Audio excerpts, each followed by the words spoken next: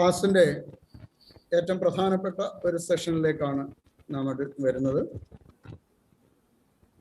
അതുപോലെ തന്നെ നമ്മുടെ ക്ലാസ് ഇനിയും ഏതാണ്ട് 2 ആഴ്ച കൊണ്ട് തീരുകയാണ്. 16-ാം തീയതി ആകുമ്പോഴത്തേക്ക് നമ്മുടെ ക്ലാസ്സുകൾ തീരും. വേദപുസ്തകത്തിലൂടെയും നമ്മുടെ ചരിത്രത്തിലൂടെയും ഒക്കെയുള്ള നമ്മളുടെ യാത്ര ഈ മഹാമാരിയുടെ കാലത്ത് നമ്മുടെ ദൈവശാസ്ത്ര അനുഭവങ്ങളെ, നമ്മുടെ സാക്ഷ്യത്തെ, നമ്മുടെ വിശ്വാസത്തെയൊക്കെ കൂടുതൽ ആഴമുള്ളതാക്കുന്നതിനെ കുറിച്ചുള്ള ദർശനങ്ങൾ നമുക്ക് നൽകും. ഇന്ന് ഈ വെബിനാറിൽ പ്രധാനമായിട്ട് നേതൃത്വം നൽകുന്ന പ്രിയപ്പെട്ടവരെ ഒറ്റ വാക്കിൽ പരിചയപ്പെടുത്തുവാനായിട്ട് ഞാൻ സമയമെടുക്കുന്നു. കാരണം കൂടുതൽ സമയം എടുക്കുന്നില്ല.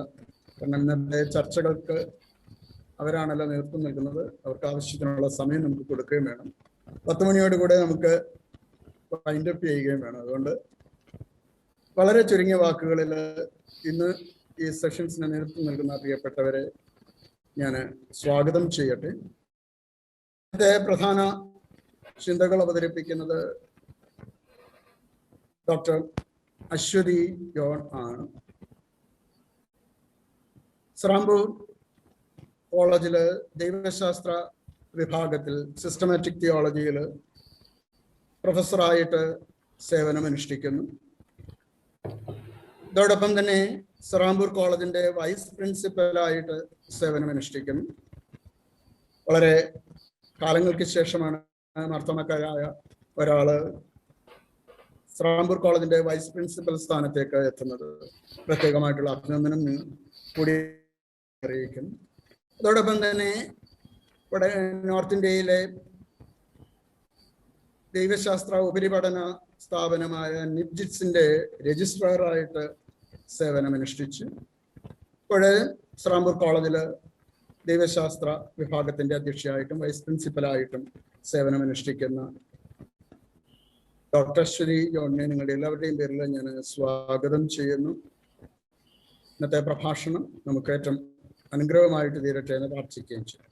ഈ പ്രഭാഷണത്തോട് പ്രതികരിക്കുന്നത് ഡോക്ടർ പ്രൈസി വർഗീസ്, മിസസ് ഓമന മാത്യുവുമാണ്. ഡോക്ടർ പ്രൈസി വർഗീസ് തിയോളജിയിൽ ഇപ്പോൾ ഈസ്റ്റേൺ ബിലീവേഴ്സ് കോളേജ് തിയോളജി പ്രൊഫസറായിട്ട് സേവനമനുഷ്ഠിക്കുന്നു. കഴിഞ്ഞ കാലങ്ങളിൽ ദൈവശാസ്ത്ര അഭ്യസന രംഗത്ത് ദൈവശാസ്ത്ര ചിന്തകളിലുമൊക്കെ സജീവമായിട്ടുള്ള നേതൃത്വം നൽകി മാർത്തോമാസഭയുടെ തിയോളജിക്കൽ കമ്മീഷന്റെ അംഗമായിട്ട് പ്രവർത്തിക്കുന്നു. എല്ലാവരുടെയും പേരിൽ ഡോക്ടർ പ്രൈസി വർഗീസിനെ നമ്മുടെ ഈ സെഷനിലേക്ക് സ്വാഗതം ചെയ്യും. രണ്ടാമത് ഈ പേപ്പറിനോട് റെസ്പോണ്ട് ചെയ്യുന്നത് മിസസ് ഓമന മാത്യു ആണ്. വിമൻ സ്റ്റഡീസിൽ മാസ്റ്റർ ഓഫ് തിയോളജി ബിരുദം പൂർത്തിയാക്കി ഇപ്പോൾ തിയോളജിക്കൽ ലിറ്ററേച്ചർ കമ്മിറ്റിയുടെ സെക്രട്ടറി ആയിട്ട് പ്രവർത്തിക്കുന്നു. അതുപോലെ തന്നെ കേരള SCMന്റെ ചെയർപേഴ്സൺ ആയിട്ട് പ്രവർത്തിക്കുന്നു. മിസസ് ഓമന മാത്യുവിനെയും നമ്മൾ എല്ലാവരുടെയും പേരിൽ ഈ സെഷനിലേക്ക് സ്വാഗതം ചെയ്യുന്നു. വന്നുകൂടിയിരിക്കുന്ന എല്ലാവരെയും ഒറ്റ വാക്കിൽ സ്വാഗതം ചെയ്തുകൊണ്ട് പ്രധാന പ്രഭാഷണത്തിനായിട്ട് ഡോക്ടർ അശ്വതി ജോൺ നേഷൻ. Thank you very much for inviting me for this session. Marthoma സെമിനാരിയുടെ നേതൃത്വത്തിൽ faith and witness in the context of a pandemic എന്നുള്ള തീമിനെ അധികരിച്ച് കുറച്ച് നാളായിട്ട് ഏകദേശം 2-3 മാസമായിട്ട് നടത്തുന്നതായ ഈ ക്ലാസ്സിൽ ഒരു കണ്ണിയായി തീരുവാനായിട്ട് എനിക്കും സാധിച്ചതിൽ ദൈവത്തെ സ്തുതിക്കുന്നു. കൂടാതെ എന്നെ ക്ഷണിച്ചതായ പ്രിയപ്പെട്ടവരോടുള്ള നന്ദി അറിയിക്കുന്നു. ഡോക്ടർ മോത്തി വർക്കി അച്ഛനാണ് എന്നെ ക്ഷണിച്ചത്. ബന്ധവും സ്നേഹവും ഇപ്പോഴും കൈവിടാതെ സൂക്ഷിക്കുവാനായിട്ട് അച്ഛനും എനിക്കും സാധിക്കുന്നുണ്ട്. ആ ഒരു ബന്ധത്തിലാകാം എന്നെ ഇതിനായിട്ട് ക്ഷണിച്ചതെന്ന് ഞാൻ വിശ്വസിക്കുന്നു.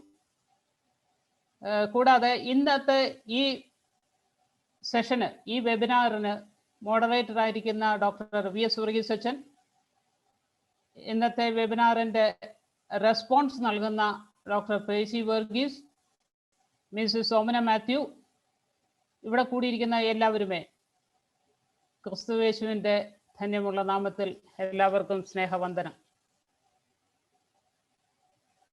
ഇന്നത്തെ വെബിനാറിൽ സംസാരിക്കാൻ തന്നിരിക്കുന്ന വിഷയം justice and pandemic explorations, gender justice and pandemic theological explorations. ഏതു സമൂഹവും അത് കടന്നു പോകുന്നതായ ജീവിത സാഹചര്യങ്ങളും ജീവിത അതുമായിട്ട് എല്ലാ മനുഷ്യരും കണക്റ്റഡ് ആണ്. അതുകൊണ്ട് നമ്മളായിരിക്കുന്ന മേഖലയിൽ നമ്മുടെ ജീവിതത്തിൻ്റെ നമ്മൾ അഭിമുഖീകരിക്കുന്നത് കൊണ്ടും സമൂഹത്തിൽ നടക്കുന്നതായ ഏത് പ്രശ്നവും നമ്മുടെ ജീവിത പ്രശ്നങ്ങളായിട്ട് നമ്മൾ കണക്കാക്കാറുണ്ട്. സമൂഹത്തിൻ്റെ ദുരന്തങ്ങൾ, പ്രശ്നങ്ങൾ ഒക്കെയും നമ്മുടെ ജീവിത സാഹചര്യത്തെ വളരെയധികം അലട്ടുന്നുണ്ട്. ബിക്കോസ് നമ്മളൊരു സമൂഹത്തിൻ്റെ ഭാഗമാണ്. സമൂഹമാണ് നമ്മളാക്കി തീർക്കുന്നത്. അതുകൊണ്ട് സമൂഹത്തിൻ്റെതായ ദുരന്തങ്ങൾ, നല്ല കാര്യങ്ങൾ, സമൂഹത്തിൽ നിന്ന് ലഭിക്കുന്ന മൂല്യങ്ങൾ നമ്മുടെ ജീവിതത്തിന് വളരെയധികം അർത്ഥപൂർണവും അഥവാ ചില സമയത്ത് നമുക്ക് അത് വളരെയധികം വേദനാജനകവും ആയിത്തീരാറുണ്ട്. നമ്മളായിരിക്കുന്ന ഈ സമൂഹം ഇന്നൊരു പകർച്ചവ്യാധിയെ നേരിട്ടുകൊണ്ടിരിക്കുകയാണ്. കഴിഞ്ഞ 1.5 വർഷക്കാലമായിട്ട് നമ്മൾ ദുരന്തത്തിൻ്റെ എല്ലാവിധ പ്രശ്നങ്ങളും നേരിട്ടുകൊണ്ടിരിക്കുന്നു, അനുഭവിച്ചുകൊണ്ടിരിക്കുന്നു. ഇതിൻ്റെ പല സൈഡുകളും പല ആസ്പെക്ട്സും നമ്മൾ കഴിഞ്ഞ കാലങ്ങളിലൊക്കെ ചിന്തിച്ചിട്ടുണ്ട്. COVID-19 പാൻഡമിക് 2019 നവംബർ മുതൽ തുടങ്ങിയെങ്കിൽ ഇന്ത്യയിൽ അത് 2020 മാർച്ച് മുതൽ വളരെയധികം ശക്തമായിട്ട് സംഹാര താണ്ഡവം ആടിക്കൊണ്ടിരിക്കുന്നു. ഇന്ന് ഏത് കുഞ്ഞിനോട് ചോദിച്ചാലും അവർക്ക് പറയാനായിട്ട് സാധിക്കും, നമ്മളെല്ലാവരും കോവിഡിൻ്റെ പശ്ചാത്തലത്തിൽ എല്ലാവരും വളരെയധികം ജീവിതത്തിൽ ചുരുങ്ങി ജീവിക്കുന്നവരാണെന്നും മാസ്ക് എന്താണെന്നും ഡിസ്റ്റൻസിങ് എന്താണെന്നും സാനിറ്റൈസർ എന്താണെന്നും ഒക്കെയും ഏത് കുഞ്ഞിന് വരെയും ഇപ്പം അറിയാവുന്ന ഒരു സാഹചര്യമായി തീർന്നിരിക്കുന്നത്. കാരണം ആ ഒരു സാഹചര്യത്തിലാണ് നമ്മൾ ഇന്ന് ജീവിച്ച് നമ്മളെ തന്നെ അത് ഒരുക്കിക്കൊണ്ടിരിക്കുന്നത്. തന്മൂലം അത് നമ്മുടെ ജീവിതത്തിൻ്റെ ഭാഗമായി തീർന്നിരിക്കുന്നു. എന്നാൽ ഈ ഒരു പശ്ചാത്തലത്തിൽ നമ്മുടെ ഈ വിഷയത്തിന് എന്താണ് സാങ്കത്യം? നമ്മളെല്ലാവരും അനുഭവിക്കുന്നതായ ഒരു ജീവിത സാഹചര്യമാണല്ലോ കോവിഡ് എന്ന പശ്ചാത്തലം.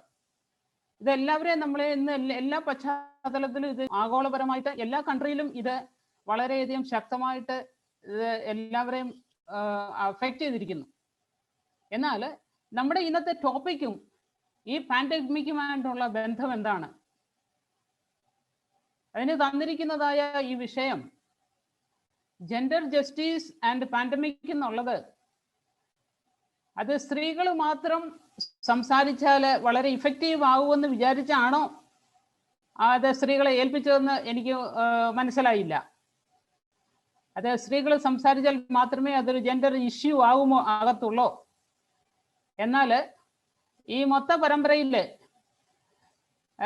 4 സ്ത്രീകൾ മാത്രമുള്ളതായ ഒരു വെബിനാറായി അല്ലെ ഒരു പ്രോഗ്രാമായിട്ട് ഇത് തീർന്നു എന്ന് പറയുന്നതും അതൊരു സാങ്കത്യമുള്ള കാര്യമാണ്. ഈ മൊത്തം പ്രോഗ്രാമിൽ 4 സ്ത്രീകളുടെ പേര് മാത്രമേ ഞാൻ കാണുന്നുള്ളൂ. അവിടെ തന്നെ നമുക്ക് ഈ ടോപ്പിക്ക് നമ്മൾ ഡിസ്കസ് ചെയ്യുന്നതിനുള്ള സാങ്കത്യം മനസ്സിലാക്കും. ജെൻഡർ ഇൻജസ്റ്റിസസ് ഉണ്ടെന്നുള്ളത് അത് മനസ്സിലാക്കാനായിട്ട് വളരെ ഈസിയാണ്, മനസ്സിലാക്കാനായിട്ട് വളരെ സാധിക്കും. അപ്പോൾ നമ്മൾ ഇന്നായിരിക്കുന്ന സാഹചര്യത്തിൽ, പാൻഡമിക്കിൻ്റെ ഈ സാഹചര്യത്തിൽ ജെൻഡറിനായിട്ട് എന്താണ് സാങ്കത്യം? ഈ ജെൻഡർ ഇഷ്യൂസ് എന്തുകൊണ്ട് നമ്മൾ ഡിസ്കസ് ചെയ്യുന്നു? ജെൻഡർ ഇഷ്യൂസ് അല്ലെങ്കിൽ ജെൻഡർ ജസ്റ്റിസ് നമ്മൾ ഡിസ്കസ് ചെയ്യുമ്പോൾ നമ്മൾ 1-2 കാര്യങ്ങളുടെ ഇതിൻ്റെ ബേസിക്കായിട്ട് മനസ്സിലാക്കിയിരുന്നത് നല്ലതായിരിക്കും. ഒന്ന്, നമ്മൾ ഈ ജെൻഡറിനെ മനസ്സിലാക്കണം. What is gender? അപ്പൊ ജെൻഡർ എന്ന് മനസ്സിലാക്കുന്നതിന് വേണ്ടി we have to understand what is sex and what is gender. ഈ 2 ടെർമിനോളജിയും പഠിച്ചാൽ നമുക്ക് ഈസി ആയിരിക്കും മനസ്സിലാക്കാനായിട്ട് സാധിക്കും. എന്താണ് സെക്സ്, എന്താണ് ജെൻഡർ, അത് കൂടുതലായിട്ട് മനസ്സിലാക്കണമെങ്കിൽ നമുക്ക് സാധാരണഗതിയിൽ പറയുന്നതാണ് ഈ വാക്കുകൾ രണ്ടും. സെക്സ് എന്ന് പറഞ്ഞാൽ sex is A biological and natural and also it is visible outwardly.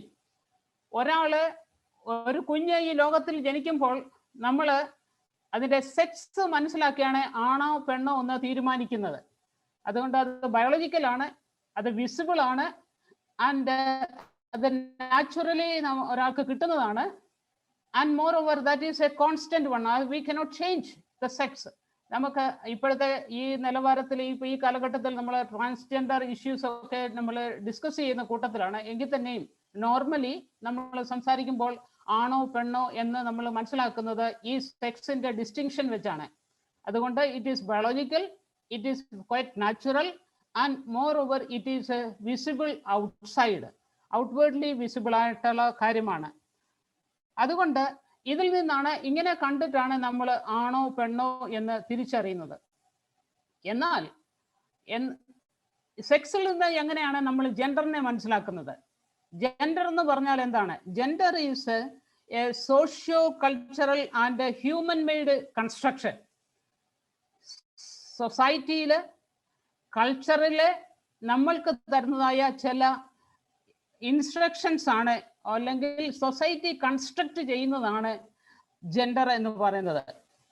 അവിടെ മാസ്കുലിൻ ജെൻഡർ, ഫെമിനൈൻ ജെൻഡർ എന്ന് നമുക്ക് തന്നിട്ട് സൊസൈറ്റി നമ്മളോട് പറയും നമ്മളുടെ ബിഹേവിയർ എങ്ങനെ ആയിരിക്കണം. ഒരു ആണാണെങ്കിൽ എങ്ങനെ ആയിരിക്കണം, ഒരു പെണ്ണാണെങ്കിൽ എങ്ങനെ ആയിരിക്കണം, മാസ്കുലിൻ ക്യാരക്ടറിസ്റ്റിക്സ് എന്തായിരിക്കണം, ഫെമിനൈൻ ക്യാരക്ടറിസ്റ്റിക്സ് എന്തായിരിക്കണം, നമ്മുടെ പാറ്റേൺ ആയിരിക്കണം, നമ്മുടെ ആറ്റിറ്റ്യൂഡ് എന്തായിരിക്കണം, നമ്മുടെ റെസ്പോൺസിബിലിറ്റി എന്തായിരിക്കണം, നമ്മൾ ഏതെല്ലാം മേഖലകളിൽ ഇടപെടണം എന്നൊക്കെ നമ്മളോട് പറഞ്ഞു തരുന്നത്, നമുക്ക് തരുന്നതായ കൺസ്ട്രക്റ്റീവായിട്ടുള്ള ചില കാര്യങ്ങളാണ് ജെൻഡറിൽ കൂടെ നമുക്ക് തരുന്നത്. അതുകൊണ്ട് ഇത് സോഷ്യോ കൾച്ചറൽ ആയിട്ട് നമുക്ക് കിട്ടുന്നതായ ഒരു ഇമ്പോസ്ഡ് ആയിട്ടുള്ള കാര്യമാണ് ഈ ജെൻഡർ.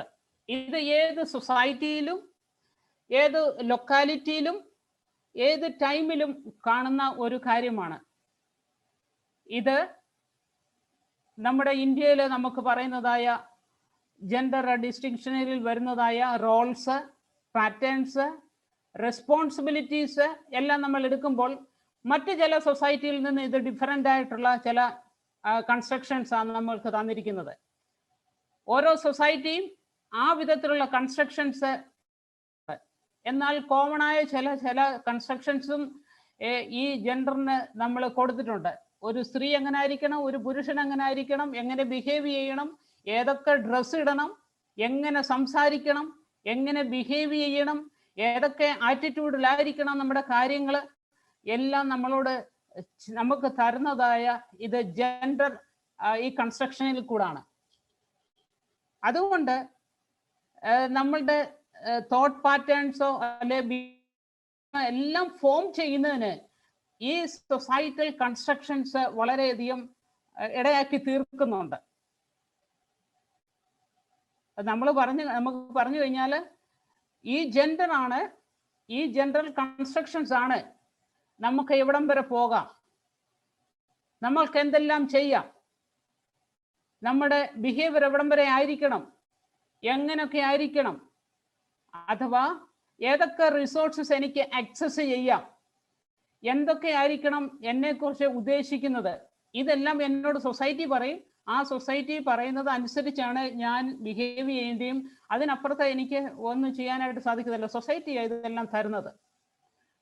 അതുകൊണ്ട് ഇത് സോഷ്യോ കൾച്ചറൽ കൺസ്ട്രക്ഷനകത്ത് വരുന്നതായ ഈ ജെൻഡർ കാര്യങ്ങൾ, ഈ കൈൻഡ് ഓഫ് ഗൈഡ് ലൈൻസ് ഇത് വെച്ചാണ് നമ്മൾ വർക്ക് ചെയ്യുന്നത്.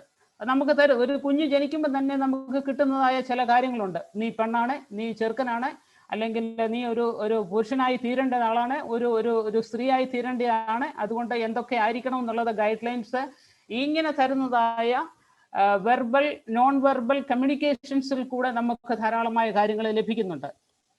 ഇതുമായിട്ട് നമ്മൾ ചേർന്ന്, ജെൻഡറുമായിട്ട് നമ്മൾ ചേർന്ന് ചിന്തിക്കേണ്ട വേറൊരു ഘടകമാണ് പേട്രിയാർക്കി. പേട്രിയാർക്കി നമ്മൾക്ക് ജെൻഡറുമായിട്ട് വളരെയധികം കണക്റ്റഡ് ആയിട്ട് ചിന്തിക്കണം.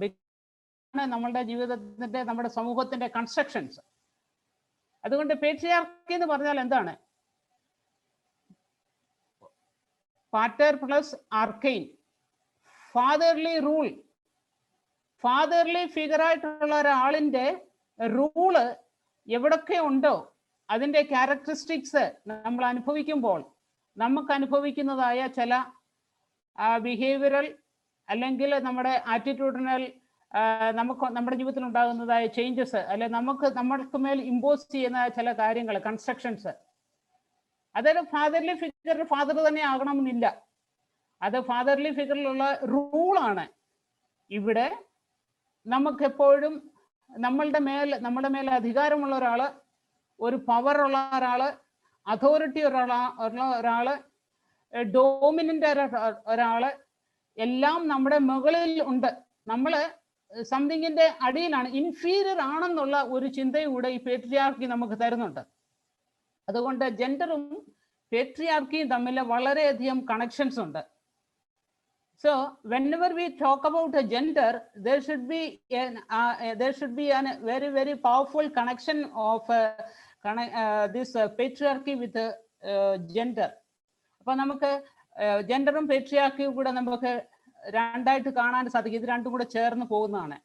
അതുകൊണ്ട് ഈ ഫാദർലി ഫിഗറായിട്ട് തരുന്ന ചില ഇൻസ്ട്രക്ഷൻസ്, ഗൈഡ് ലൈൻസും ജെൻഡറും കൂടെ ചേർന്ന് നമുക്ക് തരുന്നതായ ചില കാഴ്ചപ്പാടുകൾ, നമുക്ക് തരുന്നതായ ചില ഗൈഡ് ലൈൻസ് ഒരു വിധത്തിലും നമ്മളെ ലിബറേറ്റ് ചെയ്യുന്നതല്ല. നമ്മളെ അത് ഒപ്രസ് ചെയ്യുകയും നമ്മുടെ വളർച്ചയ്ക്ക് അത് തടസ്സമാകുകയും നമ്മുടെ ജീവിതത്തിന്റെ ചില മേഖലകളിൽ നമുക്കത് ബ്ലോക്കേജ് ഉണ്ടാക്കുകയും ഒക്കെ തരുന്നത് കൊണ്ട് നമ്മളെ സംബന്ധിച്ചിടത്തോളം ഇതൊരു ഇൻജസ്റ്റിസിന്റെ ഒരു പാതയിൽ സഞ്ചരിക്കേണ്ടി വരുന്നുണ്ട്. അതുകൊണ്ട് ഒരു സ്ത്രീയായി ജനിക്കുമ്പോൾ തന്നെ ഒരു സ്ത്രീ ഈ സമൂഹത്തിലേക്ക് പിറക്കുമ്പോൾ, ഒരു കുഞ്ഞ് ഒരു സമൂഹത്തിലേക്ക് പിറക്കുമ്പോൾ തന്നെ ഈ ഒരു സിസ്റ്റത്തിലേക്കാണ് വന്ന് വീഴുന്നത്. A system of oppression, A world of discrimination.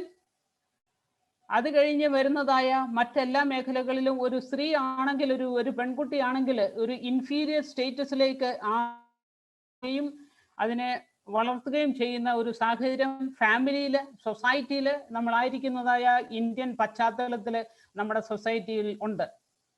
അതുകൊണ്ട് നമ്മുടെ വീടുകളിൽ നമ്മൾ പറയുന്നതായ ടെർമിനോളജികൾ, നമ്മൾ വളർത്തിയെടുക്കുന്നതായ സാഹചര്യത്തിൽ നമ്മുടെ പെൺകുട്ടികളോട് പറയുന്നത് ആണും പെണ്ണുമായിട്ട് നമ്മൾ വേർതിരിക്കും.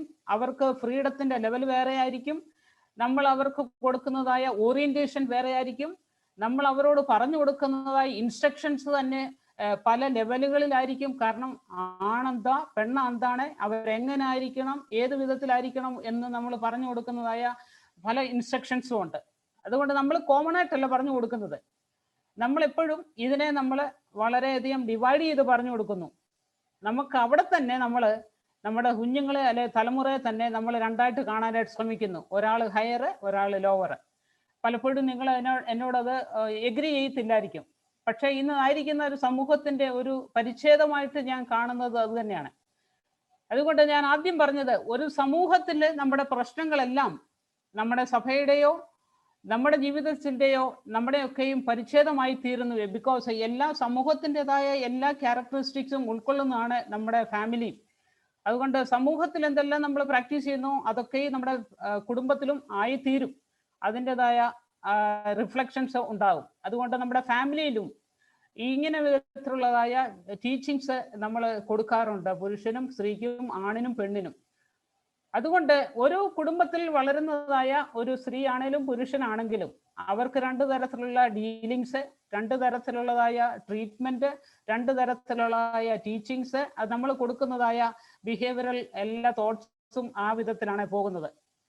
അതുകൊണ്ട് പലപ്പോഴും സ്ത്രീ ഇൻഫീരിയർ ആണ്, സബ്മിസീവ് ആയിരിക്കണം, ഉറക്കെ വർത്താനം പറയാൻ പാടില്ല, നീ ഒരു സ്ത്രീയാണ്, അതുകൊണ്ട് നീ ഒരു പെൺകുട്ടിയാണ്, ഇങ്ങനെയൊന്നും പാടില്ല, ഇങ്ങനെയൊക്കെ ചെയ്യണം എന്നുള്ളത് വരുമ്പോൾ ഓട്ടോമാറ്റിക്കലി മറ്റൊരാൾ ഡോമിനന്റ് ആണ്, പവർഫുൾ ആണ്, അതോറിറ്റേറ്റീവ് ആണ്. അതുകൊണ്ട് ഹയറാർക്കി വേണം. ഇങ്ങനെയുള്ള ചില പാറ്റേൺസൂടെ നമ്മൾ അറിഞ്ഞോ അറിയാതെ കൈമാറുന്നുണ്ട് നമ്മുടെ തലമുറയ്ക്ക്. ഇങ്ങനെയുള്ള ഒരു വ്യവസ്ഥിതിയിൽ നമ്മൾ ജീവിക്കുമ്പോൾ ജെൻഡർ ഇൻജസ്റ്റിസസ് നമ്മൾ വളരെയധികം മനസ്സിലാക്കുന്നു. ഒരു നോർമൽ സിറ്റുവേഷനിൽ പോലും നമ്മൾ ജെൻഡർ ഇൻജസ്റ്റിസസ് അനുഭവിക്കുന്ന ആൾക്കാരാണ്. അത് ആണാണേലും പെണ്ണാണേലും ഇച്ചിര അല്പം ഒരു ഇൻഫീരിയർ ആണെന്ന് കാണുമ്പോൾ, ഒരു ഇച്ചിര വീക്കാന്ന് കാണുമ്പോൾ അവിടെ നമ്മുടെ പവർ നമ്മൾ എക്സസൈസ് ചെയ്യും. അതുകൊണ്ട് ഇത് പുരുഷന് മാത്രമല്ല, സ്ത്രീക്ക് മാത്രമല്ല ഓപ്പറേഷൻ. ഒരു വീക്ക് ആയിരിക്കുന്ന, ഒരു വൾനറബിൾ ആയിരിക്കുന്ന ഒരാളിന് നമ്മളത് ഡോമിനൻ്റ് ആയിട്ട് എന്നാൽ പവർഫുൾ ആയിട്ട് ചില കാര്യങ്ങൾ ഇമ്പോസ് ചെയ്യാനായിട്ട് ശ്രമിക്കുന്നുണ്ട്. അതുകൊണ്ട് ഈ ജെൻഡർ ഡിസ്ക്രിമിനേഷൻ നമ്മൾ അനുഭവിക്കുന്നതായ ഈ പേട്രിയാർക്കൽ സെറ്റപ്പിൽ നിന്നുകൊണ്ട് ചിന്തിക്കുമ്പോൾ നമുക്ക് ഒപ്രസീവ് ആയിരിക്കാം, ഡിസ്ക്രിമിനേറ്ററി ആയിരിക്കാം, ഇനീക്വാളിറ്റി തരുന്നതാണ്, പവർ നമ്മുടെ എക്സസൈസ് ചെയ്യുന്നുണ്ട്, അതോറിറ്റി നമ്മുടെ എക്സസൈസ് ചെയ്യുന്നുണ്ട്. ഇങ്ങനെയൊക്കെ വരുന്നതുകൊണ്ട് നമുക്ക് പലപ്പോഴും നമ്മുടേതായ അവകാശങ്ങൾ നേടിയെടുക്കാനോ നമ്മുടെ റൈറ്റ് നമുക്ക് മനസ്സിലാക്കാനോട്ട് സാധിക്കുന്നില്ല. അങ്ങനെയുള്ള ഒരു സാഹചര്യത്തിലാണ് ഇന്ന് നമ്മുടെ ഇന്ത്യൻ സൊസൈറ്റി വർക്ക് ചെയ്യുന്നത്. പ്രത്യേകിച്ച് ഈ പാൻഡമിക്കിന്റെ ഈ സാഹചര്യത്തിൽ ഈ ജെൻഡർ ജസ്റ്റിസ് പാൻഡമിക്കുമായിട്ട് എങ്ങനെ കണക്ട് ചെയ്തിരിക്കുന്നു എന്ന് നമുക്ക് ചിന്തിക്കേണ്ടതുണ്ട്. ഈ പാൻഡമിക് നമ്മുടെ എല്ലാവരെയും വളരെ ശക്തമായിട്ട് അത് ഗ്രസിച്ചിരിക്കുന്നു, അഫക്റ്റ് ചെയ്തിരിക്കുന്നു. കാരണം ഇത് socio political, cultural, economic, educational, emotional as well as in our daily ഡീലിങ്സിൽ നമ്മുടെ എല്ലാ മേഖലയിലും ഇത് വളരെയധികം ശക്തമായിട്ട് അഫക്റ്റ് ചെയ്തിട്ടുണ്ട്. അതുകൊണ്ട് ഈ മേഖലയിലെല്ലാം നമ്മളെ ഇത് ഗ്രസിച്ചിരിക്കുന്ന കാരണം ഇത് കൂടുതൽ എങ്ങനെ നമ്മുടെ സ്ത്രീജനം എന്ന് ചിന്തിക്കേണ്ടത് അത്യാവശ്യമാണ്. ഓട്ടോമാറ്റിക്കലി സമൂഹത്തിൽ നമ്മൾ എപ്പോഴും ഒരു ഇകഴ്ത്തിയാണ് സ്ത്രീകളെ കാണുന്നത്. ഇപ്പോൾ പലരും ചോദിക്കും, നിങ്ങൾ തന്നെ സ്വയമായിട്ട് നിങ്ങൾ പറയുകയല്ലേ നിങ്ങൾ രണ്ടാമത്തെ ലെവലിലേക്കാണെന്നുള്ളത്. ഒന്നുമല്ല, പലപ്പോഴും നമ്മുടെ അനുഭവമാണ് നമ്മളെ അങ്ങനെ പറയാനായിട്ട് പ്രേരിപ്പിക്കുന്നത്. അതുകൊണ്ട് ഈ പാൻഡമിക്കിന്റെ സമയത്ത് നമ്മൾ അനുഭവിക്കുന്നതായ socio political, cultural, religious, economic ഈ ലെവലുകളിൽ എല്ലാം തന്നെ നമ്മൾ അനുഭവിക്കുന്നതായ ഒരു ഒപ്രഷൻ വളരെ ധാരാളമുണ്ട്. സൊസൈറ്റിയിൽ നമ്മൾ കാണുന്നതായ പല ഒപ്രഷൻസും ഈ പാൻഡമിക്കുമായിട്ട് റിലേറ്റ് ചെയ്യുമ്പോൾ വളരെ വേദനാജനകമായ കാര്യങ്ങളാണ്. ഡെയിലി നമ്മൾ ന്യൂസ് പേപ്പറിൽ വായിക്കുന്നതും നമ്മുടെ ചുറ്റുപാടുകളിൽ കാണുന്നതും നമ്മുടെ ജീവിതവുമായിട്ട് ബന്ധപ്പെട്ടതായ പല പ്രശ്നങ്ങളും ഈ ഇൻജസ്റ്റിസസിനെ വളരെയധികം വളരെ ക്ലിയർ ആയിട്ട് കാണിക്കുന്നതാണ്. ഇന്ന് സൊസൈറ്റിയിൽ നടക്കുന്നതായ എല്ലാ വിധത്തിലുള്ള അനീതികളും ഈ പാൻഡമിക്കിന്റെ സമയത്ത് വളരെയധികം ഇൻജസ്റ്റിസിനെ വളരെയധികം വേഴ്സ് ആക്കി തീർത്തിട്ടുണ്ട്. ഇതിന്റെ ഡെപ്ത് ഭയങ്കരമായിട്ട് കൂടിയിട്ടുണ്ട്. ഓൾറെഡി നമ്മൾ എങ്ങനെ ഒരു ഡിസ്ക്രിമിനേറ്ററി സൊസൈറ്റിയിലാണ് ജീവിക്കുന്നതെങ്കിൽ തന്നെയും ഈ പാൻഡമിക് വന്നപ്പോൾ ഓരോ സ്ത്രീയും അനുഭവിക്കുന്ന അഥവാ ജനറലി വൾനറബിൾ ആയിട്ടുള്ള ആൾക്കാർ ചിന്തിക്കുന്നതായ അനുഭവിക്കുന്നതായ ഈ പെയിൻഫുൾ സിറ്റുവേഷൻസ് വളരെയധികം കുറെ കൂടെ ഹാർഡായിട്ട് തോന്നുന്നുണ്ട്, പെയിൻഫുൾ ആയിട്ട് തോന്നുന്നുണ്ട്. സൊസൈറ്റിയിൽ ഇന്ന് കാണുന്ന എല്ലാ വിഷയങ്ങളും അത് തന്നെയാണ്. സൊസൈറ്റിയെ ഗൈഡ് ചെയ്യുന്ന ഒരു വലിയ ഫാക്ടറാണ് ഇക്കണോമി. പണം ഇല്ലാതിരിക്കുമ്പോൾ ഇക്കണോമിയിൽ വന്നതായ വലിയൊരു ഡിഗ്രഡേഷൻ അല്ലെങ്കിൽ ഇതിനകത്ത് വന്നിരിക്കുന്നതായ ഒരു സൊസൈറ്റി വർക്ക് ചെയ്യാനായിട്ട് സാധിക്കാത്തപ്പോൾ ഇതിൻ്റെ മൂല്യങ്ങൾ, പണം ഇടപാടുകൾ വളരെ കുറഞ്ഞപ്പോൾ ഇത് വളരെയധികം അഫക്റ്റ് ചെയ്ത ഒരു കമ്മ്യൂണിറ്റിയാണ് സ്ത്രീ സമൂഹങ്ങൾ. അഥവാ ജോലി ചെയ്യുന്നവരും ഇല്ലാത്തവരും, ഓർഗനൈസ്ഡ് സെക്ടറിൽ ജോലി ചെയ്യുന്നവരുണ്ട്, സ്കിൽഡ് വർക്കേഴ്സ് ഉണ്ട്, അൺസ്കിൽഡ് വർക്കേഴ്സ് ഉണ്ട്. ഇവരെല്ലാവരും എല്ലാവരെയും വളരെയധികം അഫക്റ്റ് ചെയ്തിരിക്കുന്ന ഒരു കാര്യമാണ് ഇക്കണോമി, പണമില്ലായ്മ. അഥവാ ജോലി ചെയ്യാൻ പോകാത്തത് കൊണ്ട് പണമില്ല. ഈ ഒരു ആസ്പെക്ട് നമ്മളെ എല്ലാം വളരെയധികം ശക്തമായിട്ട് അത് അഫക്റ്റ് ചെയ്തിട്ടുണ്ട്. അതുകൊണ്ട് ഇത് ഈ ഇക്കണോമി ഏറ്റവും കൂടുതൽ അഫക്റ്റ് ചെയ്തിരിക്കുന്നത് സ്ത്രീകളെയാണ്. ബിക്കോസ് ജോലിക്ക് പോകുന്നത് ഇല്ലാത്തത് കൊണ്ട്, ഒന്ന് അൺസ്കിൽഡ് വർക്കേഴ്സ് അല്ലെ അൺഓർഗനൈസ്ഡ് ചെയ്യുന്നവർക്ക് ഡെയിലി പോകാനായിട്ട് സാധിക്കുന്നില്ല. അത് കാരണം അവർക്ക് പണമില്ല, പണമില്ലാത്തപ്പോഴത്തേക്ക് വയലൻസ് കൂടും, വീട്ടിൽ പ്രശ്നമാകും. അതുകൊണ്ട് ഇന്ന് നമുക്ക് വന്നിരിക്കുന്ന പാറ്റേൺ എന്താണ്? പാൻഡമിക് മൂലം വന്നിരിക്കുന്ന പാറ്റേൺ എന്താണ് നമ്മൾ മനസ്സിലാക്കുന്നത്? Stay home, work from home, wear mask, പിന്നെന്താ പറയുന്നത്? Keep distancing and moreover wash your hands, use sanitizer, all these things. ഇതെല്ലാം പറഞ്ഞ് നമ്മളെ വിരയ്ക്ക് അകത്തിരുത്തുമ്പോൾ നമ്മുടെ ഇക്കണോമിയിലാണ് നമുക്ക് ഒത്തിരി വ്യത്യാസം വരുന്നത്. നമുക്കൊന്നും ഇൻകം നമുക്കില്ല. ഇൻകം ഉണ്ടെങ്കിൽ നമുക്ക് പവറുണ്ട്. ഈ മണി നമുക്ക് പവർ തരുന്നതാണ്, നമുക്ക് വളരെയധികം വോയിസ് തരുന്നതാണ്. ഈ പണം ഈ പാൻഡമിക്കിന്റെ സമയത്ത് നമ്മുടെ ഇക്കണോമി താഴുമ്പോൾ നമ്മൾ വെറും ഒരു ഒരു ഒരു ഒരു വേസ്റ്റ് ആയി തീരുകയാണ്. അപ്പോൾ ഒരു സ്ത്രീ വർക്ക് ചെയ്യുന്നില്ല എങ്കിൽ ആ ഭവനത്തിന് വളരെയധികം അതിൻ്റെ ഇടിവാണ് സംഭവിക്കുന്നത്. അപ്പോൾ ആ സ്ത്രീയെ സംബന്ധിച്ചിടത്തോളം, അല്ലെ ഇതുപോലെ വർക്ക് ചെയ്യുന്ന ഒരാളെ സംബന്ധിച്ചിടത്തോളം പണം ഇല്ല എങ്കിൽ അവിടെ വയലൻസിനോ അല്ലെ പട്ടിണിക്കോ മറ്റു പ്രശ്നങ്ങൾക്കോ സാഹചര്യം കൂടുതലേ ഉണ്ടാവുകയുള്ളൂ. മിക്കവാറും ഇത് സിംഗിൾ പേരൻസിന്റെ കേസിൽ വളരെയധികം അത് വേദനാജനകമാണ്. ആ ആൾ വർക്ക് ചെയ്യാൻ പോയില്ലെങ്കിൽ, ഇപ്പൊ ലോക്ക്ഡൗൺ വന്നുകൊണ്ട് ജോലി ചെയ്യാൻ പോകുന്നില്ല, പണമില്ല, അത് കാരണം ഒരു സ്ത്രീയെ സംബന്ധിച്ചിടത്തോളം ഏറ്റവും വേദനാജനകമായ ഒരു കാര്യമാണ്. ഇക്കണോമിക്കലി ഇത് നമ്മളെ ഒത്തിരി അഫക്റ്റ് ചെയ്യുന്നുണ്ട്. കാരണം നമുക്ക് വാങ്ങിക്കാൻ ഒക്കുന്നില്ല, ചെയ്യാൻ ഒക്കുന്നില്ല. നമ്മൾ ഇക്കണോമിക്കലി ഇൻകം ജനറേഷൻ ഇല്ലാത്തത് കൊണ്ട് നമ്മുടെ വീട്ടിൽ അനുഭവിക്കുന്നതായ മാനസിക പീഡനങ്ങൾ, പ്രശ്നങ്ങൾ, ബുദ്ധിമുട്ടുകൾ ധാരാളമാണ്. അത് ഏറ്റവും കൂടുതൽ വഴിയരികിൽ വടുക്കി എന്നിട്ട് ഡെയിലി വേജസിന് പോകുന്നവർ, ഇതൊക്കെ ഇങ്ങനെയുള്ളവരെ വളരെയധികം അഫക്റ്റ് ചെയ്തിട്ടുണ്ട്. അങ്ങനെയുള്ള ആൾക്കാർക്ക് ഈ ഭവനത്തിൽ ഇരിക്കുമ്പോൾ ഉണ്ടാകുന്നതായ മാനസിക സംഘർഷങ്ങൾ വളരെ വലുതാണ്. അപ്പൊ ഈ ഡെയിലി വേജസ് ഇല്ല, ലോക്ക്ഡൗൺ ആണ്, ജോലി ഇല്ലാതെ വരുന്ന സമയത്ത് ഈ ആൾക്കാർക്ക് വീട്ടിലിരിക്കുകയും വെർബലി അബ്യൂസ് കിട്ടുകയും ഫിസിക്കൽ അബ്യൂസും മറ്റെല്ലാ പ്രശ്നങ്ങളോടെ വരുമ്പോൾ പണമില്ല, ജോലിയും ഇല്ല, അകത്തിരിക്കുകയും ചെയ്യുന്നു, വയലൻസും കൂടുന്നു. ഇതെല്ലാം ഒത്തിരി വേഴ്സണായി തീരുന്ന ഒരു സാഹചര്യമാണ് നമ്മൾ കാണുന്നത്. ഇങ്ങനെയുള്ള സ്ത്രീകളെ സംബന്ധിച്ചിടത്തോളം വളരെയധികം പെയിൻഫുൾ ആയിട്ടുള്ള സാഹചര്യമാണ്. ഇങ്ങനെയുള്ള സാഹചര്യത്തിലാണെങ്കിൽ വീട്ടിൽ വഴക്കുണ്ടാകുന്നു.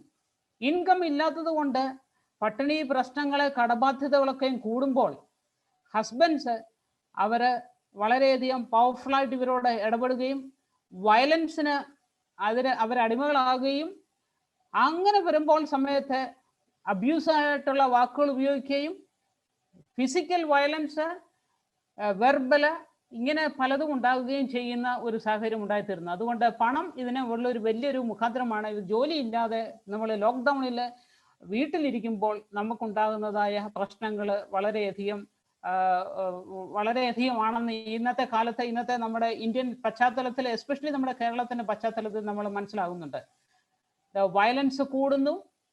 ആൻഡ് മോർ ഓവർ പുരുഷന്മാര് മദ്യപിച്ചിട്ട്, അവർക്ക് മദ്യപാനത്തിന് വേണ്ടി പൈസ വേണം, മദ്യപിച്ചിട്ട് വന്ന് വീട്ടുകളിൽ വഴക്കുണ്ടാക്കുന്നു, അങ്ങനെയുള്ള പ്രശ്നങ്ങൾ ഉണ്ടാക്കുന്നുണ്ട്. അതുകൊണ്ട് ഇക്കണോമിക്കലി ഒരാൾ ഒരു സ്റ്റേബിൾ അല്ലാതെ പ്രവർത്തിക്കുമ്പോൾ ഒരു സ്ത്രീയെ സംബന്ധിച്ചിടത്തോളം വളരെ പവർ കുറയുന്നു. ആ ആളിന്റെ ഐഡന്റിറ്റിയെ ചോദ്യം ചെയ്യുന്നു, പ്രശ്നങ്ങൾ ഉണ്ടാക്കുന്നു, ആൾ അനുഭവിക്കുന്നതായ ദുരിതങ്ങള്, വേദനകള് വളരെയധികം മടങ്ങായിട്ട് നമ്മുടെ ഭവനങ്ങളിലൊക്കെയും ആത്മഹത്യ ഉണ്ടാകുന്നതും, ടോർച്ചർ കൂടുതൽ ഉണ്ടാകുന്നതും, റേപ്പ്, ഇങ്ങനെ ഭവനങ്ങളിലേക്ക് നമ്മൾ ഒതുങ്ങിക്കൂടിയപ്പോഴാണ് ഇത് കൂടുതൽ അനുഭവിക്കാനായിട്ട് ഇടയായിത്തീർന്നത്. എല്ലായിടത്തും ഉണ്ട്. ഒരു സ്ത്രീയെ സംബന്ധിച്ചിടത്തോളം പുറത്താണേലും അകത്താണേലും ആ സ്ത്രീ അല്ലെങ്കിൽ ഒരു പെൺകുട്ടി സേഫ് അല്ല എന്ന് നമുക്ക് മനസ്സിലാക്കാം. Children at risk outside and inside as well. അതുകൊണ്ട് ഒരു സ്ത്രീയെ സംബന്ധിച്ചിടത്തോളം വെളിയിൽ വർക്ക് പ്ലേസിൽ പോയാലും വീടിനകത്തിരുന്നാലും ഇപ്പോഴത്തെ സാഹചര്യത്തിൽ സേഫ് അല്ലെന്നുള്ള പല കാര്യങ്ങളും നമ്മൾ ഇന്ന് മനസ്സിലാക്കുന്നുണ്ട്. പലരുടെയും ജീവിതത്തിൽ അത് അനുഭവമായി തീർന്നിട്ടുണ്ട്. എല്ലാവരുടെയും ഭവനമാണ് നമുക്ക് വളരെയധികം സേഫായിട്ട് സന്തോഷമായിട്ട് ഊഷ്മളത തരുന്നെങ്കിൽ ഇന്നത്തെ പ്രത്യേക സാഹചര്യത്തിൽ പലപ്പോഴും പലർക്കും അത് ഊഷ്മളതയല്ല ലഭിക്കുന്നത്. വയലൻസും റേപ്പും പ്രശ്നങ്ങളും കൂടുതലും അടിയും ഇടിയും അങ്ങനത്തെ പീസ്ഫുൾ ആയിട്ടൊരു അന്തരീക്ഷമേ തരുന്നില്ല. കാരണം ഇത് അകത്തിരിക്കേണ്ട ഒരു സാഹചര്യമായി തീർന്നു. പണവും ഇല്ലാതായി തീരുമ്പോൾ ഇതിൻ്റെ ഒരു ഗ്രാവിറ്റി കൂടി വരുന്നു. അതുകൊണ്ട് ഈ പാൻഡമിക് നമുക്ക് തരുന്നതായ വലിയൊരു ലെസൺ എന്ന് പറയുന്നത്, every pandemic is A crisis of A women. എല്ലാ പാൻഡമിക്കും വിമൻ കൂടുതൽ അത് ഏറ്റവും അഫക്റ്റ് ചെയ്യുന്നത്. ബിക്കോസ് പണമില്ലാതായി തീരുന്നു, നമ്മുടെ വീട്ടിൽ വരുന്നു, അതുകൊണ്ട് നമ്മൾ ഇത് ചെയ്യേണ്ടി വരുന്നു. അതുകൊണ്ട് നമ്മൾ ലോക്ക്ഡൗൺ ആണ്, നമുക്ക് വെളിയിൽ പോകാനൊക്കത്തില്ല, നമ്മൾ വീട്ടിൽ ഒതുങ്ങിക്കൂടുന്നു, പണമില്ലാതായി തീരുന്നു. അത് കഴിയുമ്പോൾ നമുക്ക് വരുന്നത് എന്താണ്? നമുക്ക് കൂടുതൽ പ്രശ്നങ്ങൾ, ശാരീരികമായ ബുദ്ധിമുട്ട് വരുന്നു, വൈഫ് ബാറ്ററിങ്, വയലൻസ്, ഈ പറഞ്ഞതായ പ്രശ്നങ്ങളെല്ലാം നമ്മൾ അനുഭവിക്കുന്നു. അറ്റ് ദ സെയിം ടൈമിൽ നമ്മൾ പറയുന്നത് കീപ് ഡിസ്റ്റൻസിങ്. നമുക്ക് ഈ പ്രശ്നങ്ങൾ വരുമ്പോൾ നമുക്കൊന്ന് പോയി മറ്റുള്ളവരോട് ആക്സസ് ചെയ്യാൻ പോലും വയ്യാത്തൊരു സാഹചര്യം. കാരണം ഡിസ്റ്റൻസിങ് ഉണ്ട്, ലോക്ക്ഡൗൺ ഉണ്ട്. അതുകൊണ്ട് നമുക്ക് അസിസ്റ്റൻസ് പോലും കിട്ടാനൊക്കാത്ത ഒരു സാഹചര്യമായി തീർന്നു ഒരു സ്ത്രീയെ സംബന്ധിച്ചിടത്തോളം. ഈ ഒരു പാൻഡമിക്കിൽ ആ ആളിനെ സംബന്ധിച്ചിടത്തോളം ഒരു ഹെൽപ്പിന് പോലും പോകാനൊക്കാത്ത ഒരു സാഹചര്യത്തിലേക്ക് ആളിനെ അത് ഡിസ്റ്റൻസിങ് വളരെയധികം അത് ബ്ലോക്ക് ചെയ്യുന്നുണ്ട്. പുറത്തു പോകാനുള്ള ഫ്രീഡം ഇല്ല. അതുകൊണ്ട് അത് ആ വിധത്തിൽ അതിനെ ലോക്ക്ഡൗണും പ്രശ്നങ്ങളും വരുമ്പോൾ ആ ഒരു ഹെൽപ്പ് പോലും കിട്ടാനൊക്കാത്ത ഒരു സ്ത്രീ അകത്ത് കിടന്ന് ഞെരിഞ്ഞമരുന്നതായ ഒരു സാഹചര്യം. ഇങ്ങനെ വരുന്ന ഒരു സാഹചര്യത്തിലാണ് നമ്മൾ കുഞ്ഞുങ്ങളുടെയും മറ്റുള്ളവരുടെയും സുഖമില്ലാത്തവരുടെയും എല്ലാവരുടെയും സാഹചര്യം എടുക്കുമ്പോൾ ഒരു സ്ത്രീ അനുഭവിക്കുന്ന മാനസിക വ്യഥ എന്ന് പറഞ്ഞു കഴിഞ്ഞാൽ വളരെയധികം ശക്തമാണ്. അതുകൊണ്ട് ആ സ്ത്രീയുടെ ഐഡന്റിറ്റിയോ ആ സ്ത്രീയുടെ ഡിഗ്നിറ്റിയോ ഒന്നും അവിടെ കണക്കാക്കപ്പെടുന്നില്ല.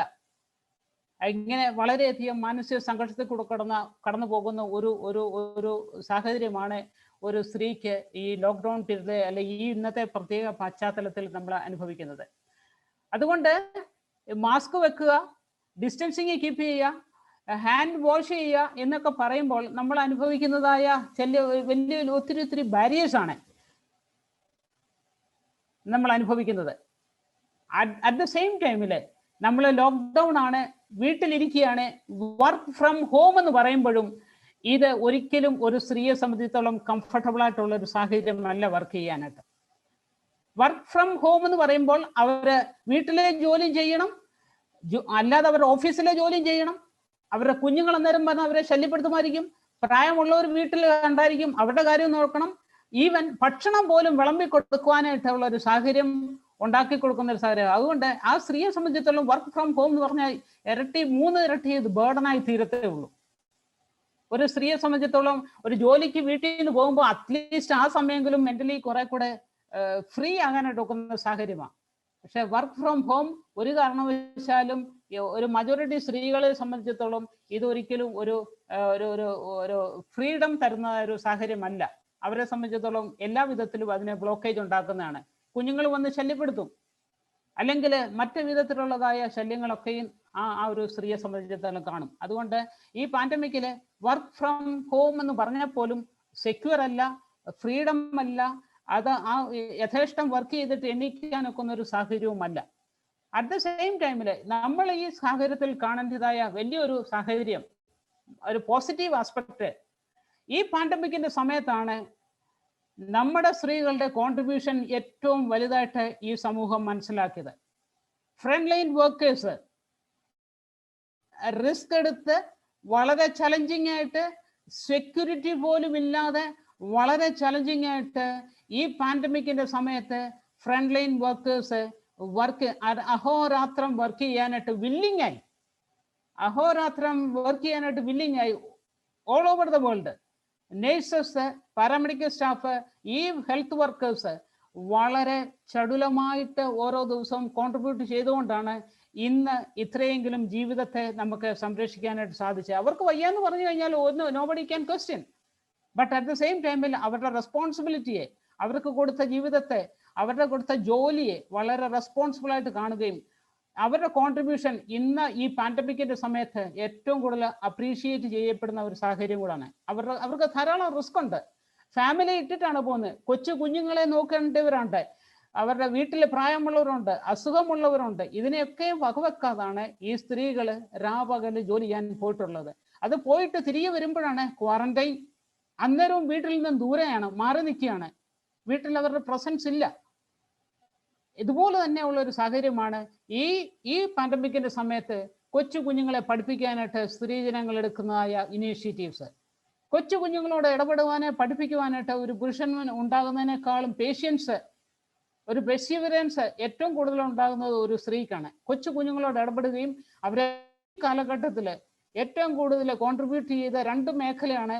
ഒന്ന് education, at the same time മറ്റേ ഫീൽഡ് എന്ന് പറഞ്ഞാൽ care giving area, health service. ഈ 2 മേഖലകളിലും സ്ത്രീകളുടെ പ്രാതിനിധ്യം, പ്രതികളുടെ കോൺട്രിബ്യൂഷൻ ഏറ്റവും വളരെ വിലമതിക്കപ്പെടേണ്ട കാര്യമാണ്.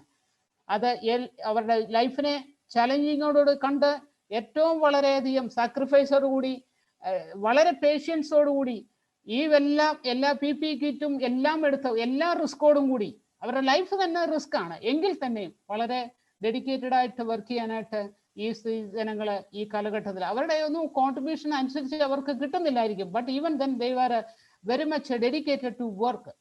ഈ പാൻഡമിക്കിന്റെ സമയത്ത് വർക്ക് ചെയ്യാനായിട്ട് ഈ 2 മേഖലകളിലും നമ്മൾ അവരെ അപ്രീഷിയേറ്റ് ചെയ്ത് പറ്റത്തുള്ളൂ. അങ്ങനെ എക്കണോമിയിൽ വളരെയധികം ഡൗൺ ആകുന്നു, നമുക്ക് അവരുടെ കോൺട്രിബ്യൂഷനെ വളരെയധികം ബാധിക്കുന്നു. പിന്നെ അടുത്ത് വരുന്നത് നമ്മുടെ എല്ലാവരുടെയും ഒരു വലിയ ഒരു മേഖലയാണ് കൾച്ചറൽ. നമുക്ക് ഗ്യാതറിങ്സ് ഇല്ല. നമ്മളൊക്കെ വെളിയിൽ പോവുകയും എക്സ്പോസ് ചെയ്യുകയും സോഷ്യലൈസിങ് ഒക്കെ വരുന്ന സമയത്താണ് നമ്മൾ കുറെ കൂടെ വെന്റിലേറ്റഡ് ആയി വരുന്നത്, നമ്മുടെ ഫീലിങ്സ്, ഇമോഷൻസ് എക്സ്പ്രസീവ് ആയിട്ട് വരുന്നത്.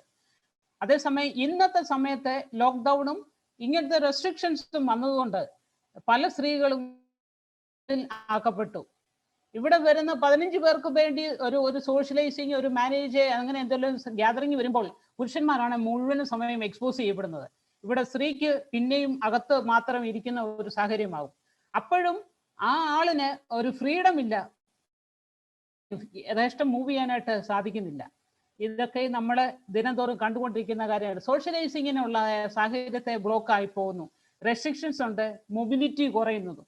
ഇതെല്ലാം സ്ത്രീജനങ്ങളെ വളരെയധികം സൈക്കോളജിക്കലി, ഇമോഷണലി വളരെയധികം ഡിസപ്പോയിന്റഡ് ആക്കുന്ന ഒരു സാഹചര്യമാണ്. ഏറ്റവും പ്രധാനപ്പെട്ട വേറൊരു മേഖലയാണ് റിലീജിയസ് ആയിട്ട് നമ്മൾ ബ്ലോക്ക്ഡ് ആയി പോകുന്നത്. നമ്മുടെ ഹാർട്ടിനോട് വളരെയധികം റിലീജിയസ് ആക്ടിവിറ്റീസ് അഥവാ ഫെയ്ത്ത്, അത് നമ്മൾ ആസ് എ ക്രിസ്ത്യൻ നമ്മളെ സംബന്ധിച്ച് നമുക്ക് പോകാൻ ഒക്കുന്നത് നമ്മുടെ പള്ളിയിൽ പോവുക, നമ്മൾ ആൾക്കാരോട് ഇടപെടുക. നമ്മുടെ വർഷിപ്പ് എപ്പോഴും ഒരു കോർപ്പറേറ്റ് ആക്ട് ആയതുകൊണ്ട് നമുക്ക് പോവുകയും ഇടപെടുകയും സംസാരിക്കുകയും നമ്മൾ ഒന്നിച്ച് വർഷിപ്പ് ചെയ്യുകയും ചെയ്യുമ്പോൾ തന്നെ നമുക്ക് കിട്ടുന്ന ഒരു ഇമോഷണൽ, സ്പിരിച്വൽ, സൈക്കോളജിക്കൽ സാറ്റിസ്ഫാക്ഷൻ ഉണ്ട്. അത് ഈ കാലഘട്ടത്തിൽ വളരെയധികം അത് നഷ്ടപ്പെട്ടു പോയി. ഇത് പലർക്കും ഇത് ലഭിക്കുന്നില്ല. ഇന്ന് പള്ളി തുറന്നപ്പോൾ പോലും 15 പേര് പോകാൻ ഒക്കുന്നുവെങ്കിൽ തന്നെ അതിൽ പ്രായമുള്ളവരോ സ്ത്രീകളോ ഒന്നും നമ്മൾക്ക് സാധിക്കുന്നില്ല. അത് ഇല്ല. അപ്പോൾ മൊബിലിറ്റിയാ, നിങ്ങൾ പോകണ്ട, ഞങ്ങൾ പോകാം, അല്ലെ 15 പേര് വന്നാൽ മതി, അല്ലെങ്കിൽ നമ്മുടെ സഭ കൊടുക്കുന്നതായ റെസ്ട്രിക്ഷൻസ്, അല്ലെങ്കിൽ വേറെ ഏത് റിലീജിയസ് ഗ്യാതറിങ്സിലാണെങ്കിലും ഇത് റെസ്ട്രിക്ഷൻസ് കൂടുതലും സ്ത്രീകൾക്കാണ് വരുന്നത്. അതാണ് കാരണം. റിലീജിയസ് നോർമൽ വർഷിപ്പില് മജോറിറ്റി വരുന്നത് സ്ത്രീകളാണ്. അവരാണ് എല്ലാ ആക്ടിവിറ്റീസിലും ഇൻവോൾവ് ആയിരിക്കുന്നത്. എന്നാൽ ഈ പാൻഡമിക് അവരെ അതിന് ബ്ലോക്ക് ചെയ്തു. അവരുടെ എല്ലാവിധത്തിലുള്ളതായ ഈ സൈക്കോളജിക്കൽ സാറ്റിസ്ഫാക്ഷൻ, സ്പിരിച്വൽ സാറ്റിസ്ഫാക്ഷന് വേണ്ടി സാധിക്കാത്ത ഒരു സാഹചര്യം ആയി തീർന്നിരിക്കുന്നു ഈ പാൻഡമിക്. അത് കൂടാതെ ഇവർക്ക് ഇപ്പം നമ്മൾ പറയും പള്ളിയിൽ പോയില്ലെങ്കിൽ തന്നെ നമുക്ക് നെറ്റ് വഴി, സൂമിൽ വഴി നമുക്ക് വർഷിപ്പ് അറ്റൻഡ് ചെയ്യാമല്ലോ, അതിന് കുറെ കൂടെ ഓപ്പൺ ആയില്ലെന്ന് പറയാം. പക്ഷെ അറ്റ് ദ സെയിം ടൈമിൽ ഇത് പലപ്പോഴും അവൈലബിൾ ആണെങ്കിലും ആക്സസിബിൾ അല്ല പല സ്ത്രീകൾക്കും. അതുകൊണ്ട് ഇവർക്കത് ആ ഒരു സ്പിരിച്വൽ ഏരിയയിൽ റിലേറ്റ് ചെയ്യാനായിട്ട് പറ്റത്തില്ല. പല സ്ത്രീകൾക്കും അത് സാധിക്കാതെ വരുന്നുണ്ട്. പ്രത്യേകിച്ച് നമ്മുടെ ഇന്ത്യയുടെ കോണ്ടെക്സ്റ്റിൽ നമ്മുടെ പല സ്ത്രീകളും ടെക്നോളജിക്കലി സ്കിൽഡ് അല്ല.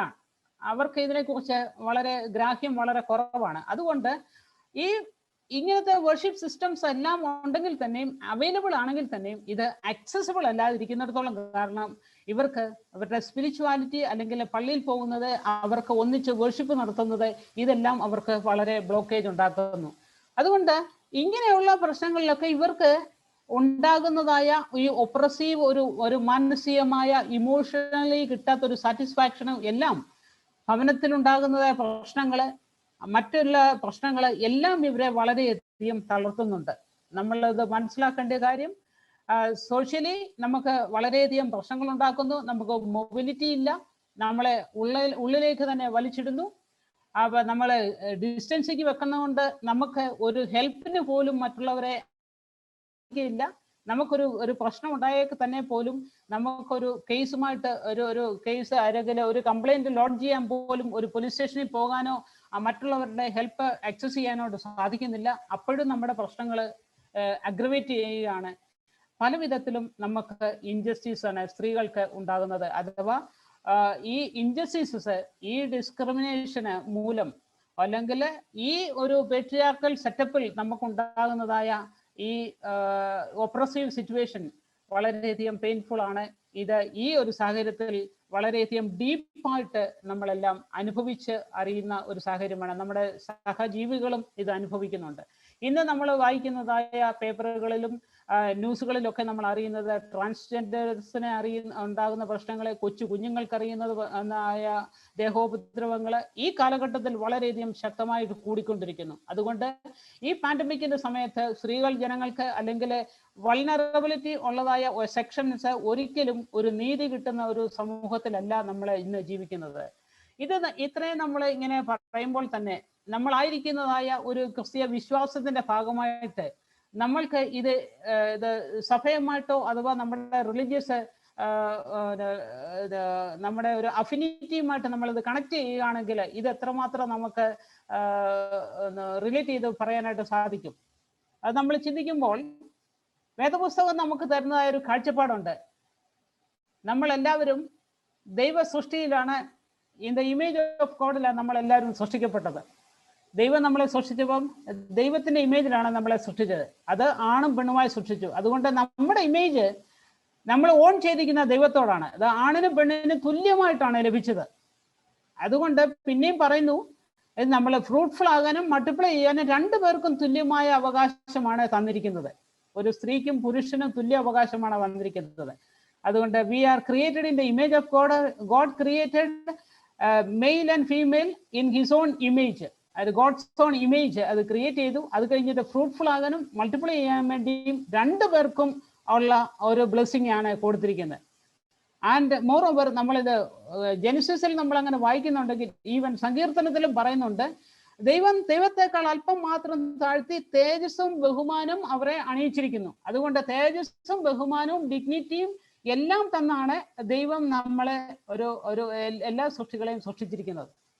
അതുകൊണ്ട് ഇവിടെ ഒന്ന് കുറവും ഒന്ന് കൂടിയെന്ന് പറയാൻ ഇൻഇക്വാലിറ്റി ഒന്നുമില്ല.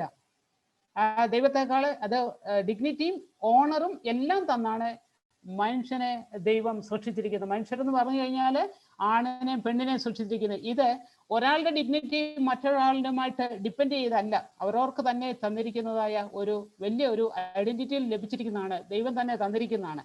അതുകൊണ്ട് ദൈവത്തോട് നമുക്ക് വളരെയധികം കടപ്പാടുണ്ട്. നമുക്ക് അങ്ങനെ തന്നിരിക്കുന്നതായ വലിയൊരു ഡിഗ്നിറ്റി, വലിയൊരു ഓണർ നമുക്ക് തന്നിരിക്കുന്നത്. ഈ ഓണർ നമ്മുടെ ജീവിത സാഹചര്യത്തിൽ നമുക്കത് കിട്ടുന്നില്ല, നമുക്കത് കിട്ടാനായിട്ട് സാധിക്കുന്നില്ല. നമ്മുടെ സമൂഹം അതിന് നമുക്ക് കൂച്ചുവിലങ്ങിട്ടിരിക്കുകയാണ്. അതിൻ്റെ ഡിഗ്നിറ്റിയോ അതിൻ്റെ പരിപാവനതയോ നമുക്ക് സൂക്ഷിച്ച് നമുക്ക് മുമ്പോട്ട് പോകാനായിട്ട് സാധിക്കുന്നില്ല. പിന്നെ അടുത്തത് പറയുന്ന വേദഭാഗം എന്ന് പറയുന്നത് നമുക്ക് ഫസ്റ്റ് കൊരിന്ത്യൻസിലെ ചാപ്റ്റർ 12 പറയുന്നതായ പൗലോസ് പറയുന്നതായ ഒരു വലിയ ഇമേജറി ഉണ്ട്. ചർച്ച് എന്ന് പറഞ്ഞാൽ കർത്താവിന്റെ ബോഡിയാണ്. Church is the body of a Christ. അങ്ങനെയാണെങ്കിൽ ഈ ബോഡിയിൽ എല്ലാ ഓർഗൻസിലും ഒന്നിച്ചിരിക്കുമ്പോൾ യൂണിറ്റിയിലാണ് നമ്മൾ ലൈഫ് സെലിബ്രേറ്റ് ചെയ്യുന്നത്. ഇവിടെ യൂണിറ്റി ഇല്ല. നമ്മുടെ ഐഡന്റിറ്റി, നമ്മുടെ പ്രശ്നങ്ങളെ എല്ലാം നമ്മൾ ഡീൽ ചെയ്യുമ്പോൾ ഒരാൾ ചെറുത് ഒരാൾ വലുത് ഇങ്ങനെയുള്ള ഒരു ഡിസ്ക്രിമിനേഷനൊക്കെ വരുമ്പോൾ നമ്മൾ പലപ്പോഴും ഈകഴ്ത്തപ്പെട്ടു പോകുന്നു. നമ്മുടെ പൊസിഷനെ നമ്മളൊന്നും അത് വിലമതിക്കാത്തതായി തീർന്നു.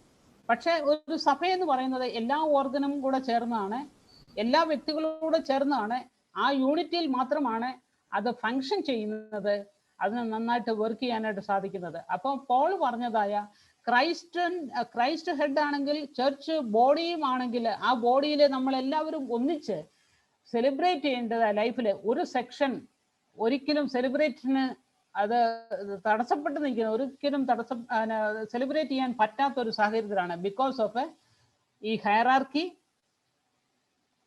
കിറിയാർക്കി, ലോർഡ്ഷിപ്പ്, പിന്നെ പേട്രിയാർക്കി, ഓപ്പറേഷന്, സബ്മിസീവ്നെസ്, ഇതെല്ലാം നമ്മുടെ ചർച്ചയിൽ നിൽക്കുന്നത് കാരണം നമുക്ക് ഇത് ലൈഫ് സെലിബ്രേറ്റ് ചെയ്യാനായിട്ട് സാധിക്കുന്നില്ല. കാരണം എപ്പോഴും ഒരു ഇൻഫീരിയർ ആയിട്ടാണ് സ്ത്രീജനങ്ങളെ അവിടെ കാണുന്നത്. ആ ഇൻജസ്റ്റിസസ് നമുക്ക് സഭയിൽ വളരെയധികം കാണാനായിട്ട് സാധിക്കും.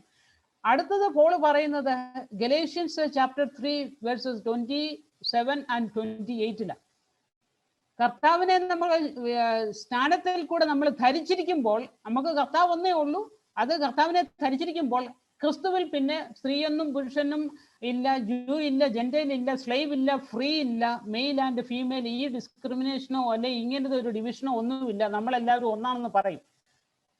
പക്ഷേ ഇത് ഒരു വിധത്തിൽ നമ്മുടെ സഭയിൽ നമുക്ക് ലഭിക്കുന്നില്ല. അപ്പോൾ ജെൻഡർ ഇൻജസ്റ്റിസസ് നമുക്ക് വളരെയധികം സഭയിൽ പോലും കാണാനായിട്ട് സാധിക്കും. സമൂഹത്തിലുമില്ല, സഭയിലുമില്ല. സഭയെന്ന് പറയുന്നത് ഒരു സമൂഹത്തിന്റെ റിപ്ലിക്കായിട്ട് നമുക്ക് ഇവിടെ കാണാനായിട്ട് സാധിക്കും. അറ്റ് ദ സെയിം ടൈമിൽ സഭയാണ് ലോകത്തിന്റെ വെളിച്ചമായി തീരേണ്ടത്, ഭൂമിയുടെ ഉപ്പായി തീരേണ്ടത്, ഗൈഡ് ലൈൻ ആയി തീരേണ്ടത്. ഈ സഭ പ്രഘോഷിക്കുന്നത് നീതിയും സത്യവും പിന്നെ പരിശുദ്ധാത്മാവും സന്തോഷവും സമാധാനവും ഒക്കെയാണ് നമ്മൾ റെയിൻ ഓഫ് ഗോഡിൽ പ്രസംഗിക്കുന്നത്. പക്ഷേ പലപ്പോഴും ഒരു സെക്ഷന് മാത്രമായി ഇതൊക്കെ അവൈലബിൾ ആയിത്തിരിക്കുന്നതെന്ന് പറയുമ്പോൾ ഇവിടെ ഡിസ്ക്രിമിനേഷൻ വളരെ വിസിബിളാണ്. ഇത് പലപ്പോഴും നമുക്ക് സാധിക്കുന്നില്ല. ഇന്നത്തെ നമ്മുടെ സമൂഹത്തെ നോക്കുമ്പോഴും നമ്മുടെ സഭയുടേത് അല്ലെങ്കിൽ റിലീജിയസ് ഒരു സെറ്റപ്പിൽ നമ്മൾ മനസ്സിലാക്കുമ്പോഴും നമ്മൾക്ക് മനസ്സിലാക്കുന്ന വലിയ കാര്യം, എല്ലാവർക്കും എന്തും എഡ്യൂക്കേഷൻ വൈസ് നമ്മൾ ക്വാളിഫൈഡ് ആണെങ്കിൽ നമുക്ക് ആക്സസ് ചെയ്യാം. എന്നാൽ റിലീജിയസ് പെർസ്പെക്റ്റീവിൽ നോക്കുമ്പോൾ, ഒരു റിലീജിയന്റെ പെർസ്പെക്റ്റീവ് നോക്കുമ്പോൾ ഒരു സ്ത്രീയെ പലപ്പോഴും ക്വാളിഫൈഡ് അല്ല. നീതിയും സമാധാനവും സത്യവും പ്രസംഗിക്കുന്ന സഭയ്ക്ക് സ്ത്രീകളെ സംബന്ധിച്ചിടത്തോളം അല്ലെങ്കിൽ അങ്ങനെ ഒരു സെക്ഷനെ സംബന്ധിച്ചിടത്തോളം ഇവിടെ മാത്രം നമ്മൾ ഡിസ്ക്വാളിഫൈഡ് ആയി പോവാണ്. നമുക്ക് ക്വാളിഫിക്കേഷന് ധാരാളമുണ്ട്, ടാലൻസ് ഉണ്ട്, കമ്മിറ്റ്മെന്റ് ഉണ്ട്, നമ്മുടെ ഗിഫ്റ്റ്സ് ഉണ്ട്, ഇതെല്ലാം ഉണ്ട്. പക്ഷെ it is only one sided. ഒരു ഗ്രൂപ്പിന് മാത്രമേ ഉള്ളൂ. നമ്മൾ പ്രഘോഷിക്കുന്ന എന്താണ്? നീതിയും സത്യവും സമാധാനവും ഈക്വാലിറ്റിയും ഒക്കെയാണ്, തുല്യതയൊക്കെയാണ് നമ്മൾ പ്രസംഗിക്കുന്നത്. പക്ഷേ നമ്മൾ പലപ്പോഴും ഇവിടെ ഈ ഒരു സ്ത്രീകളുടെ വിഷയം വരുമ്പോൾ അല്ലെങ്കിൽ ഇക്വാലിറ്റി വരുമ്പോൾ, ഇൻജസ്റ്റിസ് വരുമ്പോൾ നമ്മൾ കണ്ണടയ്ക്കും. റിലീജിയസ് പെർസ്പെക്റ്റീവിൽ മാത്രം നമുക്ക് ഒന്നും ഒരു വിധത്തിലും നീതി കിട്ടത്തില്ല. എല്ലാ മതങ്ങളിലും ഉണ്ട്. അപ്പോ വേദപുസ്തകം പറയുന്നത് അല്ലെ നമ്മുടെ പഠിപ്പിക്കലുകള് ലോകത്തിന്റെ വെളിച്ചമായും ഭൂമിയുടെ ഉപ്പായും തീരാനായിട്ട് പറയുകയും ഈ കിങ്ഡം ഓഫ് ഗോഡിലേക്ക് നമ്മളെ വിരൽ ചൂണ്ടുന്നതായ സഭ, അതിലേക്ക് നമ്മളെ നയിക്കേണ്ട സഭ നമ്മൾ തന്നെ വേലി തന്നെ വിളവ് തിന്നുകയും ഇൻജസ്റ്റിസിന് കൂട്ടുനിൽക്കുകയും ചെയ്യുമ്പോൾ പലപ്പോഴും നമുക്ക് നമ്മുടെ സാക്ഷ്യത്തിനാണ് അത് കുറവുണ്ടാക്കിയിരിക്കുന്നത്. നമ്മുടെ മിഷനും ഇത് വളരെയധികം പ്രശ്നം ഉണ്ടാക്കിക്കൊണ്ടിരിക്കുന്നു. അതുകൊണ്ട് റിലീജിയസ് വേറെ എല്ലാ മേഖലകളും എല്ലാം സ്ത്രീക്ക് പോകാനും ആക്സസ് ചെയ്യാനും ജോലി ചെയ്യാനും എല്ലാ ഫ്രീഡം ഉള്ളപ്പോൾ മതപരമായ കാര്യങ്ങളിൽ മാത്രം നമ്മളെ ഇവിടാണ് നമുക്ക് മാസ്കും ഡിസ്റ്റൻസിങ്ങും പിന്നെ നമുക്ക് ഇവിടെ ഹാൻഡ് വാഷും ഒക്കെ നമുക്ക് ഇവിടെ തന്നില്ലേ തന്നെ നമ്മൾ എന്നും ഇൻവിസിബിളാ. ചർച്ചില് മാസ്ക് ഇട്ട് നമ്മളെ മുഴുവനെ മൂടി വെച്ചിരിക്കുക, നമ്മൾ ഇൻവിസിബിൾ ആണ്. അവിടെ നമുക്ക് എപ്പോഴും ഡിസ്റ്റൻസിങ് തന്നിരിക്കുക. നീ വരണ്ട, നീ ഇതിന് പടിക്ക് അപ്പുറത്തോട്ട് കിടന്നേക്കരുത് എന്ന് പറയുന്നതായ ഡിസ്റ്റൻസിങ്. അറ്റ് ദ സെയിം ടൈമില് നമ്മൾ എപ്പോഴും ഡിസ്റ്റൻസിങ് നമ്മളെ മാറ്റി നിർത്തിയിരിക്കുന്ന സമയത്ത് നമ്മൾ എപ്പോഴും കഴുകി ഇരുന്നോണം. നിന്നെ വിശദീകരിച്ചിരുന്നു, നിന്നെ ക്ലീൻ ചെയ്തിരുന്നു, പക്ഷെ നിനക്ക് ഇങ്ങോട്ട് വരാനായിട്ട് സാധിക്കില്ല. നമ്മുടെ സഭ അല്ലെ നമ്മുടെ റിലിജിയൻ നമുക്ക് തരുന്നതായ വലിയ ചില മാനദണ്ഡങ്ങളാണ്. ഇതൊക്കെയാണ് ഗൈഡ് ലൈൻസ് തരുന്നത്. അതുകൊണ്ട് പലപ്പോഴും നമുക്ക് ഇതൊക്കെ നമ്മുടെ ജീവിതത്തിന്റെ ഭാഗമാണ്, സ്ത്രീകളുടെ ജീവിതത്തിന്റെ ഭാഗമാണ്. മാസ്കിങ് തന്നിരിക്കുക, നമ്മളെ ഇൻവിസിബിൾ ആക്കി വെച്ചിരിക്കുക സഭയിൽ. അറ്റ് ദ സെയിം ടൈമിൽ നമുക്ക് ഡിസ്റ്റൻസിങ് തന്നിരിക്കുകയാണ്, ഇതിനപ്പുറത്ത് കടന്നു പോകരുത്, അത് തന്നിരിക്കുകയാണ്. അറ്റ് ദ സെയിം ടൈമിൽ നീ തന്നെ ക്ലെൻസ് ചെയ്ത് സുരക്ഷിതമായിട്ട് ഇരിക്കുക. അകത്തിരുന്നു, കെട്ടിലിരുന്നു, ഈ വാളിന്റെ അപ്പുറത്തോട്ട് പോകരുതെന്നുള്ളതായ ഒരു ടീച്ചിങ് നമുക്ക് തന്നിരിക്കുകയാണ്. ഇത് വളരെയധികം നമ്മുടെ ലൈഫുമായിട്ട് കണക്ട് ചെയ്യാനായിട്ട് സാധിക്കും. മാസ്ക്, ഡിസ്റ്റൻസിങ്, ലോക്ക്ഡൗണ്, അല്ലെങ്കിൽ നമ്മുടേതായ ഈ ക്വാറന്റൈന്, അല്ലെങ്കിൽ വാഷിങ്, ഇതെല്ലാം നമുക്ക് നമ്മുടെ ലൈഫുമായിട്ട് ഈ ജെൻഡർ ഡിസ്ക്രിമിനേഷനുമായിട്ട് വളരെയധികം കണക്ട് ചെയ്യാനായിട്ട് സാധിക്കുന്ന കാര്യം തന്നെയാണ്. ഇതുകൊണ്ട് ഈ ഒരു സാഹചര്യത്തിൽ, ഈ പാൻഡമിക്കിന്റെ സാഹചര്യത്തിൽ ഇത് വളരെയധികം ശക്തമായിട്ട്, ഇത് വളരെയധികം രൂഢമൂലമായിട്ട്, വിസിബിൾ ആയിട്ട് ഇന്ന് സമൂഹത്തിൽ കാണുന്നത്. സഭയുടെ ദൗത്യം എന്ന് പറയുന്നത് പലപ്പോഴും പ്രോഫറ്റിക് വോയിസ് ആണ്. അനീതിക്കെതിരെ ശബ്ദമുയർത്തുകയും ഇതിനു വേണ്ടി നമ്മൾ പറയുകയും ചെയ്യേണ്ട ഒരു ഒരു ഒരു ഒരു കാലഘട്ടത്തിൽ ജീവിക്കുമ്പോൾ നമ്മൾ തന്നെ സൈലന്റ് ആകാണ്. നമ്മുടെ സൈലൻസ് ആണ് സ്കെയറി ആയിട്ട് ഫീൽ ചെയ്യുന്നത്. സഭ എപ്പോഴും സൈലന്റ് ആയിട്ടിരിക്കുകയാണ്. ഈ കാലഘട്ടത്തിൽ നമ്മൾ ഡവറിയുടെ എത്രയോ വന്നു, സഭ എന്തെങ്കിലും പറഞ്ഞോ? ഈ സമയത്ത് ഒന്നും പറഞ്ഞില്ല. സൈലന്റ് ആയിട്ടിരുന്ന് കിട്ടുന്നതെല്ലാം നമ്മുടെ കൂട്ടത്തിൽ വെക്കാനായിട്ട് നമ്മൾ ശ്രമിക്കുകയായിരുന്നു. അതുകൊണ്ട് നമുക്ക് നമ്മുടേതായ ഒരു സ്റ്റാൻഡ് പറയാനായിട്ട് ഇത്രയും നാളും സാധിച്ചില്ല. ഡവറിയുടെ എന്തെല്ലാം സംഭവിച്ചു, എവിടെയെല്ലാം കുഞ്ഞുങ്ങൾക്ക് പ്രശ്നം ഉണ്ടാകുന്നു, വൾനറബിൾ സെക്ഷൻസിന് എന്തെല്ലാം പ്രശ്നങ്ങൾ ഉണ്ടാകുന്നു, അവിടെ ഒന്നും നമ്മുടെ സഭയ്ക്ക് ഒരു വോയിസ് ഇല്ലാതായി തീർന്നു. പ്രൊഫറ്റിക് വോയിസ് ഒരു കാലത്തുണ്ടായിരുന്നു. മറ്റെല്ലാ പ്രശ്നങ്ങളെയും നമ്മൾ ഡിസ്കസ് ചെയ്തിരുന്നു, അതിനുവേണ്ടി പറഞ്ഞിരുന്നു, വോയിസ് ചെയ്തിരുന്നു. പക്ഷെ ഇന്ന് പലപ്പോഴും നമ്മൾ സൈലന്റ് ആയിട്ടിരിക്കുക, കണ്ണടച്ച് നമ്മൾ ഇതെല്ലാം എഗ്രി ചെയ്യുന്ന ഒരു അനുഭവമാണ് ഈ തന്നെ. അതുകൊണ്ട് സഭ ഉണരേണ്ട സമയം കഴിഞ്ഞിരിക്കുന്നു.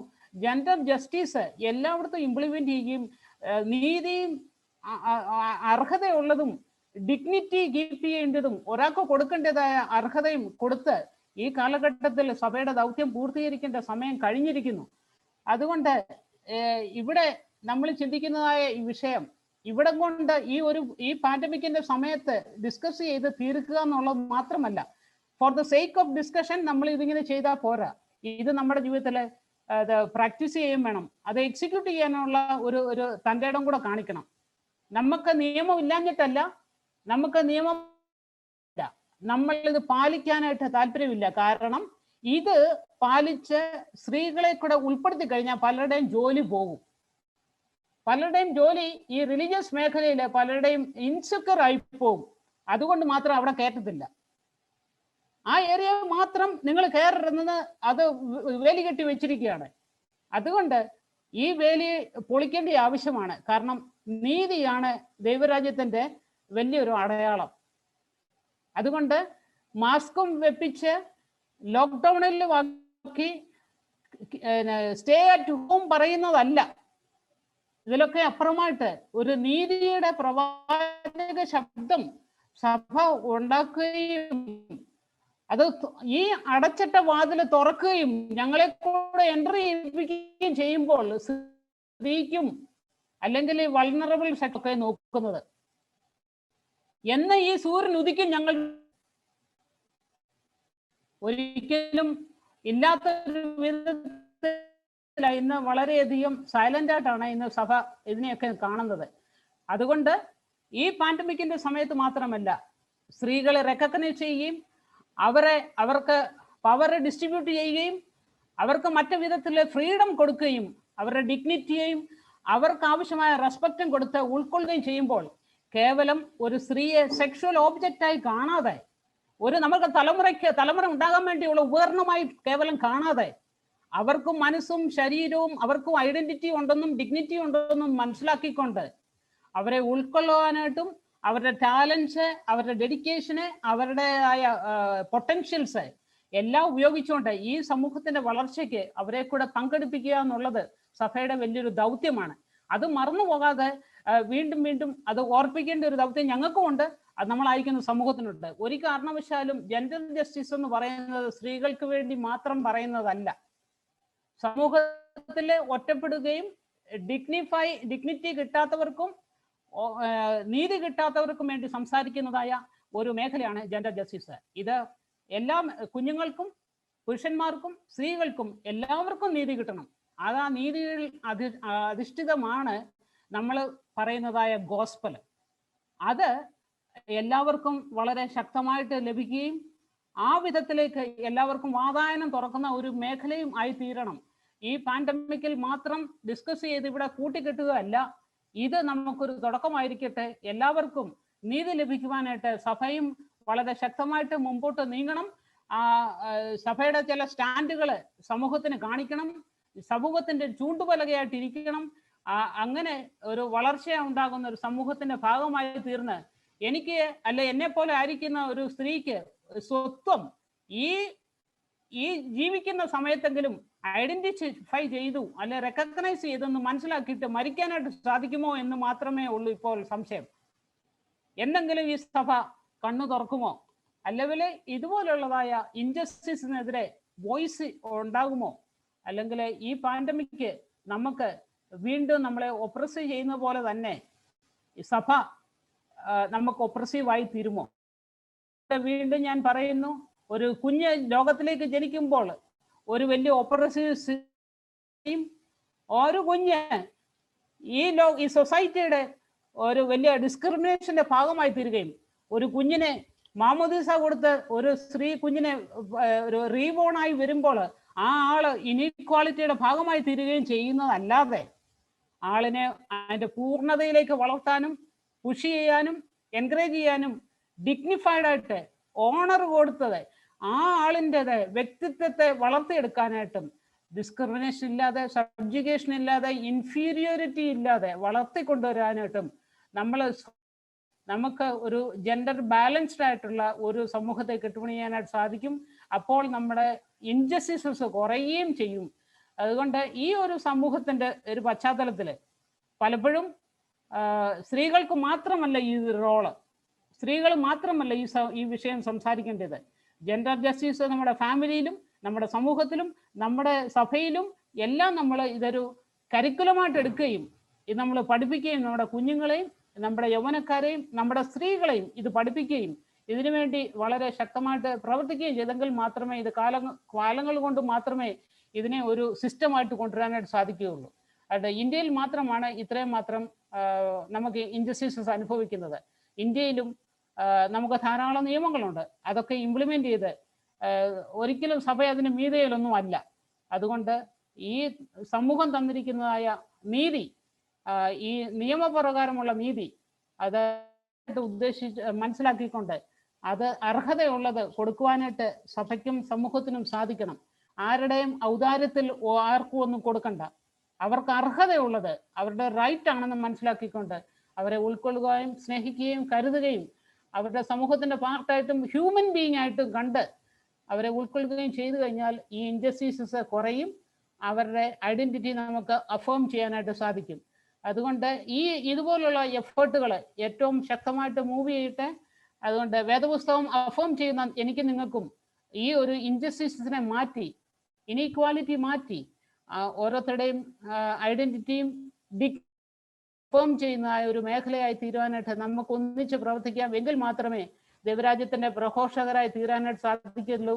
അഥവാ നമ്മൾ ഒരു കാരണവശാലും നോക്കുകുത്തികളായി മറ്റുള്ളവരുടെ മുമ്പിൽ സംസാര വിഷയമായി തീരാതെ നമ്മുടെ സാക്ഷ്യം കൊണ്ട് നമുക്ക് മറ്റുള്ളവർക്ക് മാതൃകാപരമായി നിൽക്കാൻ എല്ലാവിധത്തിലുള്ള ആശംസകളും ഈ ഒരു വെബിനാറിൽ കൂടെ അല്ലെങ്കിൽ ഈ ഒരു പഠനത്തിൽ കൂടെ നമുക്ക് എല്ലാവർക്കും വളരെയധികം ലഭിക്കട്ടെ എന്ന് ഞാൻ ആശംസിക്കുന്നു.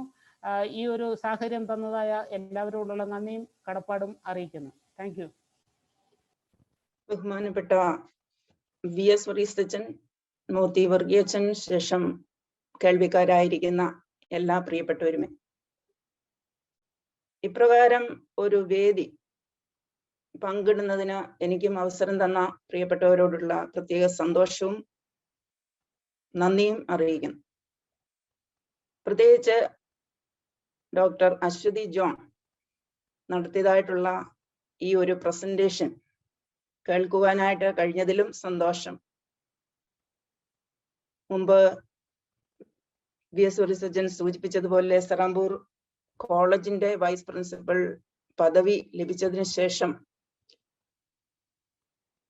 ഡോക്ടർ അശ്വതിയുടെ ഒരു പ്രസന്റേഷൻ ആദ്യമായിട്ടാണ് കേൾക്കുന്നത്. വളരെ ലളിതമായ ഭാഷയിൽ ഹൃദയം തുറന്ന് സംസാരിക്കുവാനായിട്ട് കഴിഞ്ഞതിൽ പ്രത്യേക അഭിനന്ദനം അറിയിക്കുന്നു. ധാരാളം കാര്യങ്ങൾ പറയുകയുണ്ടായല്ലോ. എന്നാൽ ചില കാര്യങ്ങളൊക്കെ പ്രത്യേകമായിട്ട് എന്നെ സ്പർശിച്ചത് എടുത്തു പറയാനായിട്ട് ഞാൻ ആഗ്രഹിക്കുന്നുണ്ട്. ഏകദേശം 10 മിനിറ്റ് എടുക്കാനായിട്ടാണ് ഉദ്ദേശിക്കുന്നത് റെസ്പോൺസ് ആയിട്ട്. അതേസമയം തന്നെ ഈ വിഷയം പൊതുവായിട്ട് നമ്മൾ ചർച്ച ചെയ്യുമ്പോൾ ഏതെല്ലാം കാര്യങ്ങൾ ശ്രദ്ധിക്കണം എന്നുള്ളതിനെ കുറിച്ച് ചില കാര്യങ്ങൾ എൻ്റെ മനസ്സിൽ വന്നതുകൂടെ ഷെയർ ചെയ്യാനായിട്ടും ആഗ്രഹിക്കുന്നു. ഈ ഒരു കോഴ്സിന്റെ പ്രധാന theme faith and pandemic in the context, faith and witness in the context of pandemic COVID-19 എന്നുള്ളതായിരുന്നു. എന്നാൽ അതിനെ ബേസ് ചെയ്ത് ധാരാളം ക്ലാസ്സുകൾ തുടർച്ചയായിട്ട് കേട്ടുകൊണ്ടിരിക്കുന്നവരാണല്ലോ ഇപ്പോഴും ഇത് ശ്രദ്ധിക്കുന്നത്. എന്നാൽ അതിനോട് ബന്ധപ്പെടുത്തിയ 2 വെബിനാറുകൾ നടത്തി. ഒന്ന് ഫെയ്ത്ത് ആൻഡ് പാൻഡമിക് എന്നതിനെ കുറിച്ച് ബഹുമാനപ്പെട്ട KM ജോർജ് അച്ഛനും, അതേ തുടർന്ന് 2ാമത് വെബിനാർ നടന്നതിന്റെ വിഷയം സയൻസ് ആൻഡ് പാൻഡമിക് എന്നുള്ളതായിരുന്നു. അത് എനിക്ക് യൂട്യൂബ് അതിന്റെ ആ ഒരു റെക്കോർഡ് ചെയ്തത് അയച്ചു തന്നത് കൊണ്ട് കേൾക്കാനായിട്ട് ഇടയായി. അപ്പൊ അതിന്റെ ഒരു തുടർച്ച എന്നോണം ഈ ഒരു ജെൻഡർ ജസ്റ്റിസ് എന്ന വിഷയം ചർച്ച ചെയ്യാനായിട്ട് എടുത്തതിലും സന്തോഷമുണ്ട്. അപ്പോ ആദ്യമേ എനിക്ക് പറയാനുള്ളത്, ബഹുമാനപ്പെട്ട ഡോക്ടർ അശ്വതി പറഞ്ഞതായിട്ടുള്ള ഒരു കാര്യം, സ്ത്രീകളെ മാത്രമാക്കി ഒരു സ്റ്റേജ് എന്ന് പറയുന്നുണ്ടായല്ലോ. ഞാൻ അതിനെ നമ്മുടെ ഒരു മർത്തോമ ചർച്ചിന്റെ ഒരു ട്രഡീഷൻ ബ്രേക്ക് ചെയ്യുന്നതായിട്ടുള്ള ഒരു നല്ല, അങ്ങനെയാണ് എന്ന് ഞാൻ പറയുന്നില്ല, അങ്ങനെ കാണാനായിട്ട് ഞാൻ ശ്രമിക്കുകയാണ്. അത് പറയാനുള്ള ഒരു കാരണം, ഞങ്ങള് ഇപ്പം ഡോക്ടർ അശ്വതി, ഓമന കൊച്ചുമ, ഞാന്, പിന്നെ ഏതാനും ചില സ്ത്രീകളൊക്കെ ഒരേ സമയത്ത് സെമിനാരിയിൽ തിയോളജിക്കൽ എഡ്യൂക്കേഷൻ നടത്തിയവരാണ്. ആ കാലഘട്ടങ്ങളിലൊക്കെ ഒരു ബാച്ചിൽ 2 ലേഡീസ് ഉണ്ട് എന്ന് പറയുന്നത് പോലെ ഒരു സ്റ്റേജ്, നമ്മുടെ സഭയുടെ ഏതെങ്കിലും ഒക്കെ ഒരു പബ്ലിക് സ്റ്റേജ് സെറ്റ് ചെയ്യുമ്പോൾ അതിൽ ഒരു സ്ത്രീയെങ്കിലും കാണുമായിരുന്നു. പ്രത്യേകിച്ച് നമ്മുടെ ബിഷപ്പുമാരുടെ ഫ്യൂണറൽ സർവീസ് ആകട്ടെ, അല്ലെങ്കിൽ കോൺസെക്രേഷൻ, അതിന്റെ ഒരു അതിനുശേഷം ഒരു പബ്ലിക് മീറ്റിംഗ് ഒക്കെ നടത്തുമല്ലോ. എന്നാൽ ഈ അടുത്ത കാലത്തൊക്കെ ഞാൻ പ്രത്യേകമായിട്ട് നോട്ട് ചെയ്യുകയുണ്ടായി, സ്റ്റേജിൽ ഒരു സ്ത്രീ പോലും ഇല്ലാതിരുന്ന സിറ്റുവേഷൻസ് വരെയും ഉണ്ടായി നമ്മുടെ ചർച്ച. അപ്പോ നമ്മുടെ ഒരു പാരമ്പര്യം നമ്മൾ നോക്കുമ്പോൾ ഇപ്പോൾ സ്ത്രീകൾക്ക് മാത്രമായിട്ട് ഒരു സ്റ്റേജ് കൊടുത്തു. അതിനെ പല കാരണങ്ങൾ കാണുമായിരിക്കും. കാരണം സെൽഫ് എംപവർമെന്റ് എന്നുള്ള രീതിയിൽ അതിനെ കാണാം. സ്ത്രീകൾ തുറന്ന് സംസാരിക്കട്ടെ, സ്ത്രീയെ തന്നെ അനലൈസ് ചെയ്യട്ടെ, പറയുന്നത് എന്തെന്നുള്ള അനലൈസ് ചെയ്യട്ടെ, സ്ത്രീയെ തന്നെ വിമർശിക്കട്ടെ, പബ്ലിക്കിൽ വിമർശിക്കട്ടെ, അങ്ങനെയൊക്കെയുള്ള ഒരു ഫുൾ ഫ്രീഡം കൊടുക്കുന്നതായിട്ടുള്ള ഒരു സ്റ്റേജ് ആയിട്ടും ഞാൻ ഇതിനെ കാണുകയാണ്. അതോടൊപ്പം തന്നെ അശ്വതി പറയാനായിട്ട് ശ്രമിച്ച ഒരു കാര്യമായിരുന്നു വിമൻസ് സബ്ജക്ടിവിറ്റി. ആത്മനിഷ്ഠതയോടുകൂടെയുള്ള സ്ത്രീയുടെ വ്യക്തിത്വത്തെ, സ്ത്രീയുടെ കഴിവിനെ, സ്ത്രീയുടെ അവൈലബിലിറ്റിയെ ഒക്കെ പ്രൊമോട്ട് ചെയ്യുന്നതായിട്ടുള്ള കാര്യം പറഞ്ഞു. അത് വളരെ നല്ല ഒരു പോയിന്റ് ആയിട്ട് എനിക്ക് തോന്നുന്നത് ഞാൻ പറയുകയാണ്. പ്രത്യേകിച്ച് women's contributions in public health ഈ കോവിഡ് പാൻഡമിക്കിന്റെ സമയത്ത്. അതുപോലെ തന്നെ അതുമായിട്ട് ചേർന്ന് വരുന്ന വിഷയം തന്നെയാണ് ഈ അൺടച്ചബിലിറ്റി എന്നുള്ളത്. ഞാനിപ്പോ പറയാനായിട്ട് ആഗ്രഹിച്ചിരുന്ന ഒരു കാര്യമായിരുന്നത് അശ്വതി കൃത്യമായിട്ട് എടുത്തു പറഞ്ഞല്ലോ. അതായത് ഈ ഒരു എല്ലാവർക്കും, സ്ത്രീ പുരുഷ ഭേദമന്യേ എല്ലാവർക്കും സ്ത്രീയുടെ സോകോൾഡ് അൺടച്ചബിലിറ്റി, സോകോൾഡ് എന്ന് ഞാൻ പറയുന്നത് എല്ലാവർക്കും അങ്ങനെ ഫീൽ ചെയ്യണമെന്നില്ല. ഇപ്പൊ എന്നെ സംബന്ധിച്ച് ഞാൻ അൺടച്ചബിൾ ആണെന്ന് എനിക്ക് ഒട്ടും അങ്ങനെ തോന്നാത്ത ഒരു നേച്ചറായി എനിക്കുള്ളത്. എന്നാൽ എല്ലാവർക്കും അങ്ങനെ ആയിരിക്കണമില്ല. ഈ മുമ്പ് പറഞ്ഞ പോലെ ഇൻഫെക്റ്റീവ് കോംപ്ലക്സ് കൊണ്ടും വളർന്നു വന്നപ്പെട്ട സാഹചര്യത്തിൽ മാതാവിൽ നിന്നും കുടുംബത്തിൽ നിന്നും കിട്ടിയതായിട്ടുള്ള ഒരു ട്രെയിനിങ്ങിന്റെ ഭാഗമായിട്ടൊക്കെ അങ്ങനെ തോന്നുന്നവർ കാണുമായിരിക്കാം. പക്ഷെ ഇത് ചിന്തിക്കുമ്പോൾ ഇപ്പം ദളിത്സിനെ സംബന്ധിച്ചും അങ്ങനെ തന്നെയാണ്. അൺടച്ചബിലിറ്റി എന്നുള്ളതൊരു പ്രത്യേക തീമാണ്, പ്രത്യേകിച്ച് തിയോളജിക്കൽ എക്സ്പ്ലോറേഷനിൽ. അപ്പം സ്ത്രീയെ സംബന്ധിച്ചും അങ്ങനെ സോകോൾഡ് അൺടച്ചബിലിറ്റി എന്നുള്ള അത് ഫീൽ ചെയ്യാനായിട്ടുള്ള ഒരു അവസരം സ്ത്രീ പുരുഷ ഭേദമന്യേ എല്ലാവർക്കും കിട്ടി എന്നുള്ളതാണ്. ഒരു ഉദാഹരണം പറഞ്ഞാല് ഞാൻ എക്സ്പീരിയൻസോടെ ചേർത്ത് പറയാനായിട്ട് ആഗ്രഹിക്കുകയാണ്.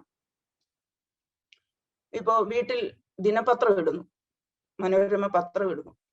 വീടിനകത്തേക്ക് കയറി വന്ന് കൊണ്ടുതരുന്നതിന് പകരം വെളിയിൽ നിന്ന് എറിഞ്ഞിട്ട് പോകുന്നു. അപ്പൊ അത് നിലത്ത് വീഴുന്നു, അവിടെ നിന്ന് പോയി അത് എടുക്കുന്നു. അങ്ങനെയൊക്കെയുള്ള സിറ്റുവേഷൻസ് വരുമ്പോ ഇതെന്താണ് ഈ പത്രം ഇട്ടിട്ട് എടുക്കാൻ ലേറ്റ് ആകുന്നത്? അല്ലെങ്കിൽ പത്രം എടുത്തിട്ട് ഉടനെ നമ്മൾ വായിക്കാനായിട്ട് തയ്യാറാകുന്നത് എല്ലാം കൊണ്ടുവച്ചിട്ട് നമുക്ക് അറിഞ്ഞുകൂടാ. പലയിടത്ത് കയറി ഇറങ്ങി വരുന്ന പത്രക്കാരൻ്റെ പത്രമാണ്. അപ്പോ ഇതിനെ ഒന്ന് പ്രത്യേകമായിട്ട് എന്തുവാ ഭയഭക്തിപൂർവം കാര്യങ്ങൾ കൈകാര്യം ചെയ്യാനായിട്ടുള്ള ഒരു കാര്യം അതിനകത്ത് വരുന്നു. അതുപോലെ തന്നെ കൈ കൊടുക്കാനായിട്ട് ആഗ്രഹമുണ്ട്, ഫ്രണ്ട്ഷിപ്പ് കീപ്പ് ചെയ്യാനായിട്ട് ആഗ്രഹമുണ്ട്, നന്ദി പറയാനായിട്ട് ഒന്ന് ടച്ച് ചെയ്യണമെന്ന് ആഗ്രഹമുണ്ട്, പക്ഷെ പറ്റുന്നില്ല. മാറ്റി നിർത്തപ്പെടുന്നതായിട്ടുള്ള സിറ്റുവേഷൻസ്, ഡിസ്റ്റൻസിങ്, ആ രീതിയിലൊക്കെ വരുന്നത്. അപ്പോ ആദ്യമായിട്ട് ഞാൻ പറയാനായിട്ട് ഉദ്ദേശിച്ചത് feeling of identifying with so called untouchables. അത് ഈ faith and witness in the context of pandemic എന്നുള്ളതുമായിട്ട് ബന്ധപ്പെടുത്തി ചിന്തിക്കുമ്പോൾ വളരെ പ്രാക്ടിക്കലായിട്ട് എനിക്ക് തോന്നുന്നു. കാരണം ഒരു ഐഡന്റിഫിക്കേഷൻ അതൊന്ന്. രണ്ടാമത് പറയാനായിട്ട് ആഗ്രഹിക്കുന്നത് ഈ സമയത്തെ കുറിച്ചുള്ള ഒരു കൺസെപ്റ്റ് ആണ്. അത് ഞാൻ താഴേക്ക് അടുത്ത ഒരു ഇതിലേക്ക് ഒരു ആർട്ടിക്കിൾ കൊടുക്കുകയുണ്ടായി. അതായത് ഈ സബ്ജക്റ്റീവ് ടൈം, സാധാരണഗതിയിൽ നമ്മൾ പറയും ഇതൊരു സമയദോഷമാണ്, കാലക്കേടാണ്, നമ്മുടെ സമയം ശരിയല്ല എന്നൊക്കെ പറഞ്ഞുകൊണ്ട് നമുക്കുണ്ട്. പക്ഷെ ഇപ്പോൾ കോവിഡ് വന്നു പോയ ഒരാളെന്നുള്ള നിലയ്ക്കും എനിക്കത് നല്ലതുപോലെ അത് ഫീൽ ചെയ്തു. കാരണം ഈ ടൈം എന്ന് പറയുന്നത് ഇറ്റേണൽ ടൈം എന്ന് പറയുന്നത് മാറി നിൽക്കുന്ന ഒരു ഒബ്ജക്റ്റീവ് കൺസെപ്റ്റ് അല്ല ഉള്ളത്, നമ്മുടെ സമയമാണ്. നമ്മൾ എല്ലാവരും ഇതിനെ നേരിടുകയാണ്. ഞാൻ ഒറ്റയ്ക്കല്ല, നമ്മൾ എല്ലാവരും ഇതിനെ നേരിടുകയാണ്. അപ്പൊ അതിനകത്ത് എന്റെ സബ്ജക്ടിവിറ്റി നല്ലൊരു റോളുണ്ട്. അപ്പൊ ഈ ഷെയറിങ് ഓഫ്, ഇപ്പൊ ഈ ജെൻഡർ ജസ്റ്റിസിനകത്ത് വരുന്ന ഒരു പ്രധാന വിഷയമാണ് sharing of power and responsibility among men and women.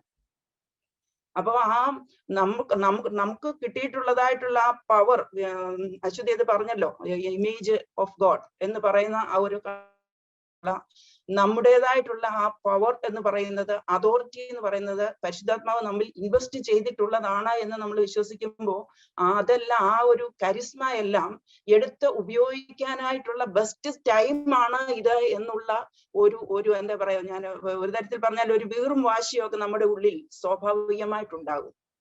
Resist ചെയ്യാനായിട്ടുള്ള, ഇൻജസ്റ്റിസിനെ റെസിസ്റ്റ് ചെയ്യാനായിട്ടുള്ള ഒരു വീറും വാശിയൊക്കെ നമ്മുടെ ഉള്ളിൽ ഉണ്ടാകും. അപ്പോ അങ്ങനെയൊക്കെ വരുന്ന സമയത്ത് ഈ പവറും അതുപോലെ റെസ്പോൺസിബിലിറ്റി അത് നമ്മുടെ ഒന്നിച്ചുള്ള ഒരു ടൈം മാനേജ്മെന്റ് ആയിട്ട് കണ്ട് അതൊന്ന് അസേർട്ട് ചെയ്യാനായിട്ട് നമ്മോട് നമ്മെ പറയാനായിട്ടുള്ള ഒരു അവസരമായിട്ട് കൂടെ ഞാൻ ഇതിനെ കാണുകയാണ്. അങ്ങനെ വിറ്റ്നസ് ചെയ്യാനായിട്ടുള്ള നമ്മുടെ ഒരു ഡെഡിക്കേഷൻ. പിന്നെ ഇതൊരു തിയോളജിക്കൽ എക്സ്പ്ലോറേഷൻ കൂടെ ആണല്ലോ. അപ്പോ അതിനകത്ത് ഫെയ്ത്ത് വരും. ഫെയ്ത്തിനകത്ത് 3 കാര്യങ്ങളാണ് നമ്മൾ ഡിഫൈൻ ചെയ്ത് പറയുന്നത്. ഒന്ന് സർട്ടൻ ബിലീഫ്സ്, രണ്ടാമത് ട്രസ്റ്റ്, മൂന്നാമത് ഒബീഡിയൻസ്. ഈ 3 കാര്യങ്ങളെ പ്രധാനമായിട്ട് ഈ ഫെയ്ത്തിനെ ഡിഫൈൻ ചെയ്യുമ്പോൾ നമ്മൾ പറയാറുള്ള 3 വാക്കുകൾ. അപ്പോൾ അങ്ങനെയൊക്കെ വരുമ്പോൾ നമ്മുടെ ദൈവം നമ്മുടെ ജീവിതത്തിൽ ആര്, ക്രിസ്തു നമ്മുടെ ജീവിതത്തിൽ ആര്, ക്രിസ്തുവിന്റെ സഫറിങ്ങും പെയിനും പാഥോസും നമ്മുടെ ജീവിതത്തിൽ എന്ത് റോള്, പിന്നെ പരിശുദ്ധാത്മാവിന്റെ ആ ഒരു എംപവർമെന്റ്. അതിനകത്ത് അശ്വതി പറഞ്ഞിട്ടുള്ള നീതിയും സമാധാനവും പരിശുദ്ധാത്മാവിൽ സന്തോഷം എന്നൊക്കെ പറയുമ്പോൾ ഇതെല്ലാം ഉൾക്കൊള്ളുന്നതായിട്ടുള്ള ഒരു കാര്യം നമ്മുടെ ഉള്ളിൽ നല്ലതുപോലെ ഉണ്ടെങ്കിൽ അത് പ്രാക്ടീസ് ചെയ്യാനായിട്ടുള്ള ഒരു നല്ല സമയമായിട്ട് ഈ ഒരു ക്രൈസിസിനെ കാണാനായിട്ട് കഴിയണം എന്നുള്ളതാണ് എനിക്ക് രണ്ടാമതായിട്ട് പറയാനായിട്ടുള്ളത്. മൂന്നാമത്തേത് സോഷ്യൽ സെക്യൂരിറ്റി എന്നുള്ളതാണ്. എപ്പോഴും ഉണ്ടല്ലോ ഒരു സ്ത്രീകളെ കുറിച്ച് പറയുമ്പോൾ, സ്ത്രീകളുടെ വിഷയങ്ങൾ പറയുമ്പോൾ ഒരു സെക്യൂരിറ്റി, അപ്പൊ ഒരു സാമൂഹ്യ സുരക്ഷ, സോഷ്യൽ സെക്യൂരിറ്റി, അതും ഞാൻ എൻ്റെ അടുത്ത സമയത്തുണ്ടായ ഒരു എക്സ്പീരിയൻസോടെ ചേർത്ത് പറയാം. വീടിന് അടുത്തുള്ളതായിട്ടുള്ള ഒരു ഫെൻസിങ് 3 കൂട്ടർ ചേർന്ന് ഒന്നിച്ച് പണിതായിട്ടുള്ള ഒരു ഫെൻസിങ് 2 കൂട്ടർ ചേർന്ന് എന്റെ കൺസെന്റ് ഇല്ലാതെ പൊട്ടിച്ചതായിട്ടുള്ള ഒരു സംഭവം ഈ കോവിഡ് കാലഘട്ടത്തിൽ ആദ്യ സമയത്ത് ഉണ്ടായി. അത് കാരണങ്ങൾ എന്തൊക്കെയാണെന്നൊക്കെ ഞാനും ഇപ്പൊ അനലൈസ് ചെയ്തുകൊണ്ടിരിക്കുകയാണ്. അതനുസരിച്ചുള്ള പല പരാതികളൊക്കെ അവിടെ ഇവിടെയൊക്കെ കൊടുത്തിട്ട് അതിൻ്റെ ഒരു ഉത്തരവിന് വേണ്ടിയൊക്കെ വെയിറ്റ് ചെയ്യുകയാണ്.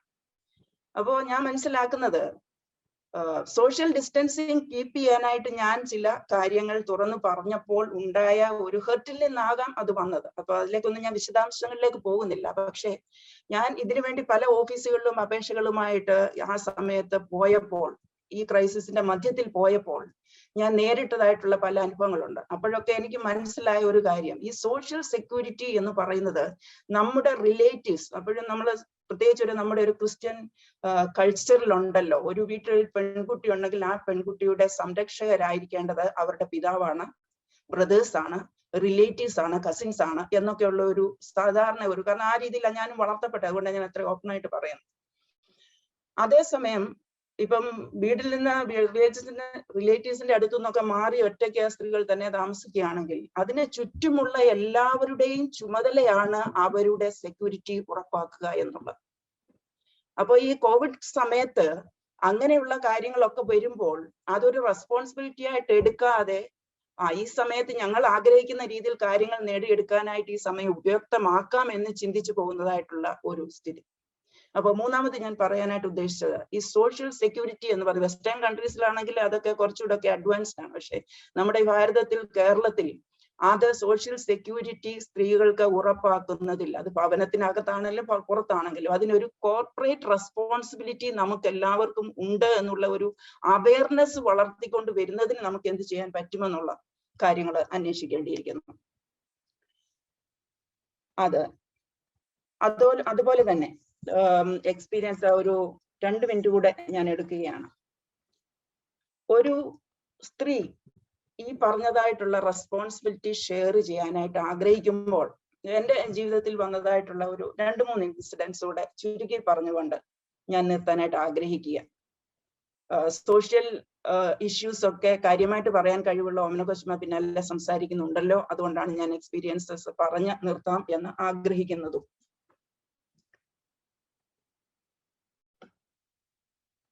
ഒന്ന്, ഞാൻ എൻ്റെ പിതാവ് എൻ്റെ വിവാഹം കഴിഞ്ഞ ഉടനെ തന്നെ എഴുതി വെച്ചതായിട്ടുള്ള ഒരു ഭാവ ഉടമ്പടി പ്രകാരം എനിക്ക് കിട്ടിയതായിട്ടുള്ള ആ ഒരു ഷെയർ അത് ഇതുവരെയും കൈപ്പറ്റാതിരിക്കുകയായിരുന്നു. പാപ്പായും അമ്മയും മരിച്ചു. 5 വർഷം മരിച്ചതിന് ശേഷം അത് കൈപ്പറ്റാനായിട്ട് പല വില്ലേജ് ഓഫീസിലൊക്കെ പോയ സമയത്ത് ഒരു വില്ലേജ് ഓഫീസർ എന്നോട്, ഞാൻ പേരൊന്നും പറയാനല്ല, ഇതിപ്പോ ആരെയും ബ്ലെയിം ചെയ്യാനോ ഒന്നുമല്ല, ഒരു ഇഷ്യൂ റേസ് ചെയ്യാൻ വേണ്ടി മാത്രം പറയുന്നു എന്ന് മാത്രമേ ഉള്ളൂ. വില്ലേജ് ഓഫീസർ എന്നോട് ചോദിച്ച ഒരു ചോദ്യം, കെട്ടിച്ചു വിട്ടതല്ലേ, പിന്നെ ഇവിടെ ഷെയർ എങ്ങനെയാ വരിക? അതൊരു ഇൻസിഡന്റ്. രണ്ടാമത്തെ ഇൻസിഡന്റ്, എൻ്റെ മാതാവ് മരണസമയത്ത് ഇവിടെ വെച്ച പ്രയാസം, എൻ്റെ കൂടെ ആയിരുന്നു താമസം. അമ്മയും കൊണ്ട് ഞാൻ ഹോസ്പിറ്റലിലേക്ക്, കുമ്പനാട് ഫെലോഷിപ്പിലേക്ക് പോയത് ഞാൻ ഡ്രൈവ് ചെയ്ത അമ്മയെ കൊണ്ടുപോയത്. ഞാനും എൻ്റെ മകളും മാത്രമേ വണ്ടിക്കകത്തുണ്ടായിരുന്നുള്ളൂ. നെയ്ബേഴ്സ് ഒക്കെയും അമ്മയെ വണ്ടിക്കകത്തോട്ട് കയറ്റാനായിട്ട്, അതായത് അമ്മ അൺകോൺഷ്യസ് ആയി, അമ്മയെടുത്ത് വണ്ടിക്കകത്തോട്ട് കയറ്റാനായിട്ട് പുരുഷന്മാർ ഉൾപ്പെടെ സഹായിച്ചിട്ടാണ് അമ്മയകത്ത് കയറ്റാനായിട്ട് പറ്റിയത്. അപ്പോ വണ്ടിക്കകത്തോട്ട് അടുത്തുള്ളവര് കൊച്ചുമ്മ ഇന്നാരൂടെ വരട്ടെ നിർബന്ധിച്ചപ്പോഴും എൻ്റെ മനസ്സ് പറഞ്ഞു വേണ്ട. കാരണം എനിക്ക് അങ്ങനെയാണ്, കാരണം അമ്മ മരിക്കാൻ പോകുന്നതെന്ന് എനിക്കറിയില്ല, ഹോസ്പിറ്റലിൽ കൊണ്ടുവന്നെന്ന് മാത്രമേ അറിയുന്നു. അപ്പൊ ഞാൻ പറഞ്ഞത്, ആ ഒരു സംഭവത്തെ കുറിച്ച് അടുത്തുള്ള ആളുകളൊക്കെ തന്നെ, പ്രത്യേകിച്ച് സ്ത്രീകളൊക്കെ തന്നെ, കൊച്ചമ്മ എന്നാലും അത്രയും വേണമായിരുന്നു, കൊച്ചമ്മ അത്രയും കാണിച്ച സാഹസമല്ലേ. വണ്ടി ഓടിക്കുമ്പോഴും എന്നോട് അടുത്തുള്ള വീട്ടിലെ അപ്പച്ചൻ ചോദിച്ചാണ്, കൊച്ചമ്മ ഒരാളോട് ആപത്തൊന്നും വരും? ഞാൻ പറഞ്ഞു എനിക്കതിന് നല്ല ഉറപ്പുണ്ട്, ഞാൻ പതിയെ പോകത്തുള്ളൂ, ഒരു കുഴപ്പമില്ല എന്ന് പറഞ്ഞു. പക്ഷെ ഞാൻ ആ ഒരു ധൈര്യം കാണിച്ചത് എന്ന് പറയുന്നത്, അച്ഛനെ യാത്രയാക്കുന്ന സമയത്ത് ഞാനും പിള്ളേരും മാത്രമേ ഉണ്ടായിരുന്നുള്ളൂ. അതിന്റെ ഒരു എക്സ്പീരിയൻസും ഉള്ളത് കൊണ്ടും ആകാം. ഓരോ സംഭവമാണല്ലോ നമ്മൾ ഈ പറഞ്ഞ പോലെ എംപവർ ചെയ്യുന്നത്, engagement with the crisis, in the midst of crisis.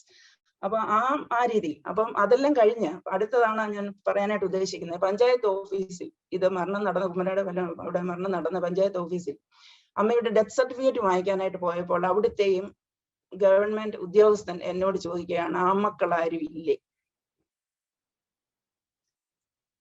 അത് രണ്ടാമത്തെ അനുഭവം.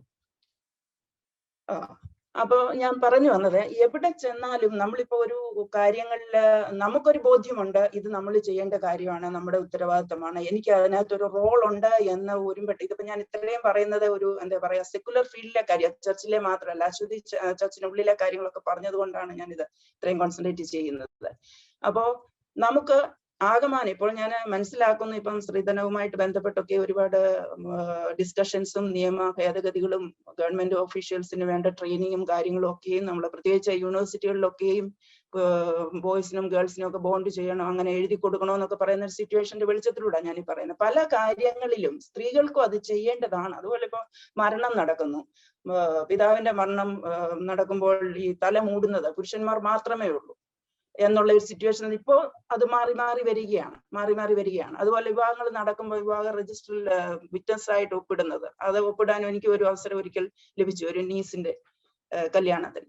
അപ്പൊ ഇങ്ങനെയൊക്കെയുള്ള കാര്യങ്ങൾ നമ്മൾ മനഃപൂർവ്വമായിട്ടത്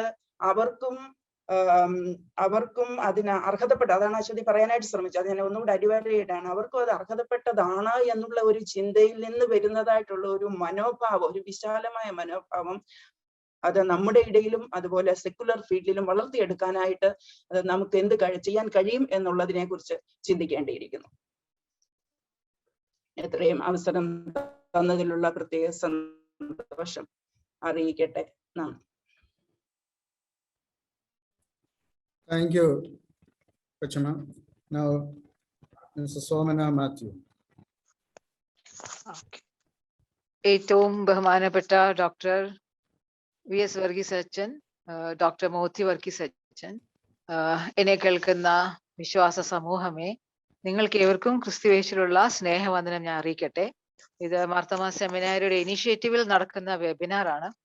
ഈ വെബിനാറിൽ ഞങ്ങൾ doctor Ashwathy John, doctor പ്രേസി Wilson, എനിക്കും ഈ ഒരേ വെർച്വൽ പ്ലാറ്റ്ഫോമിൽ ഒന്നിച്ചു വരുവാൻ ഈ gender justice in the context of pandemic എന്ന ഒരു വിഷയത്തെ പ്രസന്റ് ചെയ്യാനും അതിനോട് റെസ്പോണ്ട് ചെയ്യാനും ഒക്കെ അവസരം തന്ന ഇതിന്റെ എല്ലാ സംഘാടകരോട് പ്രത്യേകം നന്ദി അറിയിക്കുന്നു. ഞങ്ങൾ 3 പേരും, അശ്വതിയും പ്രേസിയും ഞാനും ഒരേ കാലഘട്ടത്തിൽ ബാംഗ്ലൂരിലെ UTC ഒന്നിച്ച് പഠിച്ചവരാണ്. അപ്പൊ ആദ്യമായിട്ടാണ് ഞങ്ങൾ ഇങ്ങനെ ഒരു വേദിയിൽ ഒത്തുചേരുന്നത്. അത് വളരെയേറെ സന്തോഷം തരുന്നതാണ്, ദൈവനിയോഗമായി കാണുന്നു. എങ്കിലും എൻ്റെ സഹോദരിമാർ പറഞ്ഞതുപോലെ ഈ ഒരു പ്രത്യേക വെബിനാറിൽ സ്ത്രീകളെ മാത്രം പ്രസന്റ് ചെയ്യാനും റെസ്പോണ്ട് ചെയ്യാനുമായിട്ട് നൽകിയത് ഒരു ജെൻഡർ ജസ്റ്റിസ് ആയിട്ട് കാണുന്നില്ല, ജെൻഡർ ഇൻജസ്റ്റിസ് ആയിട്ട് തന്നെയാണ് കാണുന്നത്. ഞങ്ങൾ വിശ്വസിക്കുന്ന ജെൻഡർ ജസ്റ്റിസ് എന്ന് പറയുന്നത് സ്ത്രീകളും പുരുഷന്മാരും കൈകോർത്ത് ബാലൻസ്ഡ് ആയിട്ട് ഒന്നിച്ച് എല്ലാ വേദികളിലും ഒന്നിച്ചു പോവുക എന്നുള്ള നമ്മുടെ ഈ പാരമ്പര്യമാണ് ഇവിടെയും തുടരുന്നത്. കാരണം നമ്മൾ അങ്ങനെ ശീലിച്ചു പോയി, ആ ശീലം നമ്മൾ അറിയാതെ നമ്മൾ ചെയ്തു പോന്നു. ഒരു വർഷത്തിൽ സേവികാസംഘ ദിനത്തിൽ എല്ലാവരും സ്ത്രീകൾ അങ്ങ് ചെയ്തോട്ടെ, സ്തോത്രാഴ്ച പിടിക്കുന്നതും സ്ലീഹ അല്ല മറ്റേ തുബ്ദൈൻ വായിക്കുന്നതും എല്ലാം തന്നെ സ്ത്രീകളായിക്കോട്ടെ, പ്രസംഗവും സ്ത്രീകൾ തന്നെ അങ്ങ് ചെയ്തോട്ടെ. എന്തുകൊണ്ട് സേവികാസംഘ ദിനത്തിൽ ഒരു പുരുഷന് ഇൻ ഫേവർ ഓഫ് വിമൻ, അവരുടെ നീതിക്ക് വേണ്ടി, അവരുടെ അവകാശങ്ങൾക്ക് വേണ്ടി വേദപുസ്തകത്തെ അടിസ്ഥാനമാക്കി എന്തുകൊണ്ട് ഒരു പുരുഷൻ അല്ലെങ്കിൽ ഒരു പട്ടക്കാരൻ ആ ദിവസത്തിൽ പ്രസംഗിക്കുന്നില്ല? അപ്പോഴാണ് അവിടെ ജെൻഡർ ജസ്റ്റിസ് വരുന്നത്. വർഷത്തിൽ ഒരിക്കൽ എല്ലാം സ്ത്രീകളെ ഏൽപ്പിക്കുന്നത് ജെൻഡർ ജസ്റ്റിസ് അല്ല. അപ്പൊ അത് തന്നെയും അറിയാതെ ഈ വെർച്വൽ പ്ലാറ്റ്ഫോം അല്ലെങ്കിൽ ഈ ഒരു വെബിനാറിലും തുടർന്നു പോയി എന്നുള്ള ഒരു സങ്കടം എൻ്റെ സഹോദരിമാര് പറഞ്ഞ പോലെ എനിക്കും പങ്കിടാനുണ്ട്. മറ്റ് വെബിനാറിൽ ഒരു സ്ത്രീയുടെയും റെസ്പോൺസ് കണ്ടില്ല. അപ്പോൾ ആ ഒരു ഗഹനമായ വിഷയങ്ങൾ ഒരു പക്ഷെങ്കിൽ ദൈവശാസ്ത്രം പഠിച്ച സ്ത്രീകൾക്ക് കൈകാര്യം ചെയ്യാനോ റെസ്പോണ്ട് ചെയ്യാനോ പേപ്പർ പ്രസന്റ് ചെയ്യാനുള്ള വേണ്ടത്ര അറിവോ പരിജ്ഞാനമോ കാണത്തില്ല എന്ന് ചിന്തിച്ചോ എനിക്കറിയില്ല. പക്ഷെങ്കിൽ അങ്ങനെയും എനിക്ക് വായിച്ചെടുക്കാനും അറിയാതെ ഞാൻ ചിന്തിച്ചു പോകുന്നുണ്ട്. എന്നിരുന്നാലും ഇത്തരത്തിൽ ഒരു അവസരം നൽകിയ എല്ലാ സംഘാടകരോടുള്ള നന്ദിയും സ്നേഹവും ഞാൻ അറിയിക്കട്ടെ. ഡോക്ടർ അശ്വതി ജോൺ ഈ ഒരു വിഷയത്തിൽ വളരെ നീതിപരമായിട്ട് അതിനെ കൈകാര്യം ചെയ്തു. ഇന്ന് ഈ പാൻഡമിക് സിറ്റുവേഷനിൽ എത്രമാത്രം ദുരന്തങ്ങളും ദുരിതങ്ങളും വേദനകളുമാണ് ഇന്ന് നമ്മൾ സമൂഹത്തിൽ നമ്മുടെ ചുറ്റുപാട് കാണുന്നതെന്ന് വളരെ നന്നായി അതിനെക്കുറിച്ച് സംസാരിച്ചു. അത് പറയുമ്പോഴും women are at the receiving end. ഇതിനെ എല്ലാം സാരമായി ബാധിക്കുന്നത് സ്ത്രീ ജീവിതങ്ങളാണ്, സ്ത്രീ അനുഭവങ്ങളാണ്. മറ്റെല്ലാ അനുഭവങ്ങളിൽ വെച്ച് നോക്കുമ്പോൾ ഏറെ സങ്കടകരമായത് തീർത്തും ഒരു സ്ത്രീ എന്ന നിലയ്ക്ക് അത് വളരെയേറെ അവരുടെ ജീവിതത്തെ സാരമായി ബാധിച്ചു എന്നും സൂചിപ്പിച്ചു. ഇപ്പം ഇവിടെ പറഞ്ഞത് വളരെ നന്നായി തന്നെ എന്താണ് സെക്സ്, എന്താണ് ജെൻഡർ എന്ന് വളരെ കൃത്യമായി വളരെ നന്നായി സമയമെടുത്ത് അത് എക്സ്പ്ലെയിൻ ചെയ്തു. സോ ഇറ്റ്സ് ജെൻഡർ എന്ന് പറയുമ്പോൾ അതൊരു കൺസ്ട്രക്റ്റ് ആണ്, ഇറ്റ്സ് എ സോഷ്യൽ കൺസ്ട്രക്റ്റ് ആണ്. അതുപോലെ തന്നെ ഇറ്റ്സ് നോട്ട് എ ഡിവൈൻ അല്ലെങ്കിൽ ദൈവികമായി നൽകപ്പെട്ടതല്ല, ഇത് ഹ്യൂമൻ കൺസ്ട്രക്റ്റ് ആണ് എന്നുകൂടി പറയുകയുണ്ടായി. അപ്പോൾ ഈ സിമോൻ ദ ബോവർ എന്ന French writer, social theorist, feminist പറയുന്നത് the woman is made not born. അപ്പോൾ ഒരു പെൺകുട്ടിയായി ജനിച്ചു, എന്നാൽ ആൺകുട്ടിയായി ജനിക്കുന്നു, എന്നാൽ പെണ്ണ് അവളെ ഒരു സ്ത്രീയായിട്ട് രൂപപ്പെടുത്തി എടുക്കുകയാണ് സമൂഹം. അവളെ ആ ഒരു അച്ചിനകത്തിട്ട്, ആ മോൾഡിനകത്തിട്ട് ഇങ്ങനെ പെരുമാറണം, ഇങ്ങനെ ചിന്തിക്കണം, ഇങ്ങനെ ആകാവൂ, ഇങ്ങനെ ആകരുത് എന്ന് കുറെ അരുതുകളെയും വിലക്കുകളും നൽകി ആ സ്ത്രീയെ അത്തരത്തിൽ രൂപപ്പെടുത്തി എടുക്കുകയാണെന്നാണ് ഈ ഒരു ചിന്തക പറയുന്നത്. അതുപോലെ തന്നെ സ്ത്രീയുടെ ഇത്തരത്തിലുള്ളതായ കൺസ്ട്രക്ട്, ഹ്യൂമൻ കൺസ്ട്രക്ട് അല്ലെങ്കിൽ സോഷ്യൽ കൺസ്ട്രക്ട്, ഇതിനെ മെയിൽ സ്ട്രീം ക്രിസ്ത്യൻ തിയോളജി മനസ്സിലാക്കുന്നത് ഇതൊക്കെയും ദൈവം നൽകിയതാണ്. ഇങ്ങനെയൊക്കെയും ഇന്ന റോൾസ് ചെയ്യണമെന്നും ഇന്നതായ രീതിയിൽ ഞങ്ങളുടെ പ്രതീക്ഷകൾക്ക് അനുസരിച്ച് സ്ത്രീ പെരുമാറണമെന്നും ഒക്കെയുള്ളതായ കാര്യങ്ങൾ, ഈ സ്റ്റീരിയോ ടൈപ്പ് റോൾസും തോട്ട് പാറ്റേൺസും എല്ലാം തന്നെ ദൈവം നൽകപ്പെട്ടതാണ്. അതുകൊണ്ട് it is universal and it is eternal truth. അപ്പൊ ഇത് നിത്യമായ ഒരു സത്യമായിട്ടാണ് ഈ മെയിൽ സ്ട്രീം ക്രിസ്ത്യൻ തിയോളജി ഈ സ്ത്രീയുടെ ഈ ഒരു ഏർത്ത്ലി ലൈഫിനെ കുറിച്ച് പറഞ്ഞ് നമ്മളെ മനസ്സിലാക്കിയിരിക്കുന്നത്. അതുപോലെ ജെൻഡർ എന്നത് ഒരു സോഷ്യൽ കൺസ്ട്രക്ട് എന്ന പോലെ തന്നെ മറ്റ് റിയാലിറ്റീസും നമ്മൾ ശ്രദ്ധിക്കേണ്ടിയിരിക്കുന്നു. Racism, class discrimination, economic location, caste discrimination, cultural expectations. അപ്പൊ ആദിവാസി അല്ലെങ്കിൽ ട്രാൻസ്ജെൻഡർ, മാർജിനലൈസ് കമ്മ്യൂണിറ്റീസിനെ കുറിച്ചുള്ളതായ ഇത്തരത്തിലുള്ളതെല്ലാം തന്നെ സാമൂഹ്യ നിർമ്മിതികളാണ്. അത് ജെൻഡർ അതിനകത്ത് ഒരു സാമൂഹ്യ നിർമ്മിതി എന്ന് നമ്മൾ മനസ്സിലാക്കേണ്ടിയിരിക്കുന്നു. അതുകൊണ്ട് ഈ ജെൻഡർ കൺസ്ട്രക്ഷൻ, ഇത്തരത്തിലെ ഒരു ജെൻഡർ കൺസ്ട്രക്ഷൻ അതിൻ്റെതായ എത്തിക്കൽ ഇംപ്ലിക്കേഷൻസ് ഉണ്ട് മനുഷ്യ ജീവിതത്തിൽ, സ്ത്രീയുടെ ജീവിതത്തിൽ എന്നതാണ്. നമ്മളുടേതായ ഉത്തരവാദിത്വം എന്ന് പറയുന്നത് ഇത്തരത്തിലുള്ളതായ ജെൻഡർ കൺസ്ട്രക്ട്സ്, അനീതി നിലനിർത്തുന്ന, ഇൻജസ്റ്റിസ് നിലനിർത്തുന്നതായ ജെൻഡർ കൺസ്ട്രക്ട്സിനെ വളരെ ഗൗരവമായി എടുക്കുകയും അത് പഠനത്തിന് വിധേയമാക്കുകയും അതിനെ ഒരു രൂപാന്തരപ്പെടുത്തുകയും ചെയ്യുന്ന വലിയ ഒരു തിയോളജിക്കൽ കമ്മിറ്റ്മെന്റ് ടാസ്ക് ഉണ്ടെന്നാണ് മനസ്സിലാക്കുന്നത്. കാരണം ജസ്റ്റിസിന്റെ വെളിച്ചത്തിൽ, കരുണയുടെ വെളിച്ചത്തിൽ, കമ്പാഷന്റെ വെളിച്ചത്തിൽ നമുക്ക് ഒരു പ്രത്യേക റെസ്പോൺസിബിലിറ്റി ഉണ്ട് അത് ഡീകൺസ്ട്രക്ട് ചെയ്യുവാൻ. അതിനെ മനുഷ്യ ജീവിതത്തിന് ഒരു നീതിപൂർവമായ സമത്വസുന്ദരമായ ഒരു സമൂഹ നിർമ്മിതിക്ക് വേണ്ടി ഇത്തരത്തിൽ അതിനെ കണ്ട് മനസ്സിലാക്കണം എന്നുകൂടിയാണ് നമ്മളിൽ പരിമേൽപ്പിച്ചിരിക്കുന്ന ഒരു ഉത്തരവാദിത്തം. അപ്പോ അശ്വതിയുടെ ഈ ഒരു പ്രസന്റേഷനകത്ത് അത് വളരെയേറെ ശക്തമായി നിഴലിച്ചു.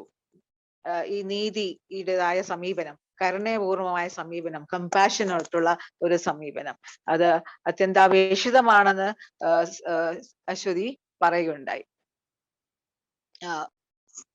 അതുപോലെ തന്നെ ഇത് അശ്വതി ഈ ഒരു ജെൻഡർ ഇനീക്വാളിറ്റി എവിടെയൊക്കെയാണ് നിഴലിച്ചിരിക്കുന്നത്, പ്രത്യേകിച്ച് ഈ ഒരു മഹാമാരിയുടെ കാലത്ത് എവിടെയെല്ലാമാണ് ഇത് നമുക്ക് ദർശിക്കുവാൻ സാധിക്കുന്നതെന്നും വളരെ നന്നായി അവതരിപ്പിച്ചു. അത് പ്രത്യേകിച്ചും ഈ പാൻഡമിക് കാലത്ത് എല്ലാവരും ഭവനത്തിനുള്ളിൽ താമസിക്കുകയും വർക്ക് ചെയ്യുകയും ചെയ്യുമ്പോൾ അത് ഏറെ കുറെ ഈ ഒരു ജെൻഡർ ഇനിക്വാളിറ്റി സമൂഹത്തിൽ നിലനിൽക്കുന്നുണ്ട്. അത് കൂടുതലും ഈ ഒരു പാൻഡമിക് കാലത്ത് ഏറെ അനുഭവപ്പെടുന്ന സ്ത്രീകൾ തന്നെയാണ്. കാരണം എല്ലാവരും ഭവനങ്ങളിലായിരിക്കുമ്പോൾ അത് എത്രമാത്രം സ്ത്രീക്ക് 3 ഇരട്ടി ഭാരം.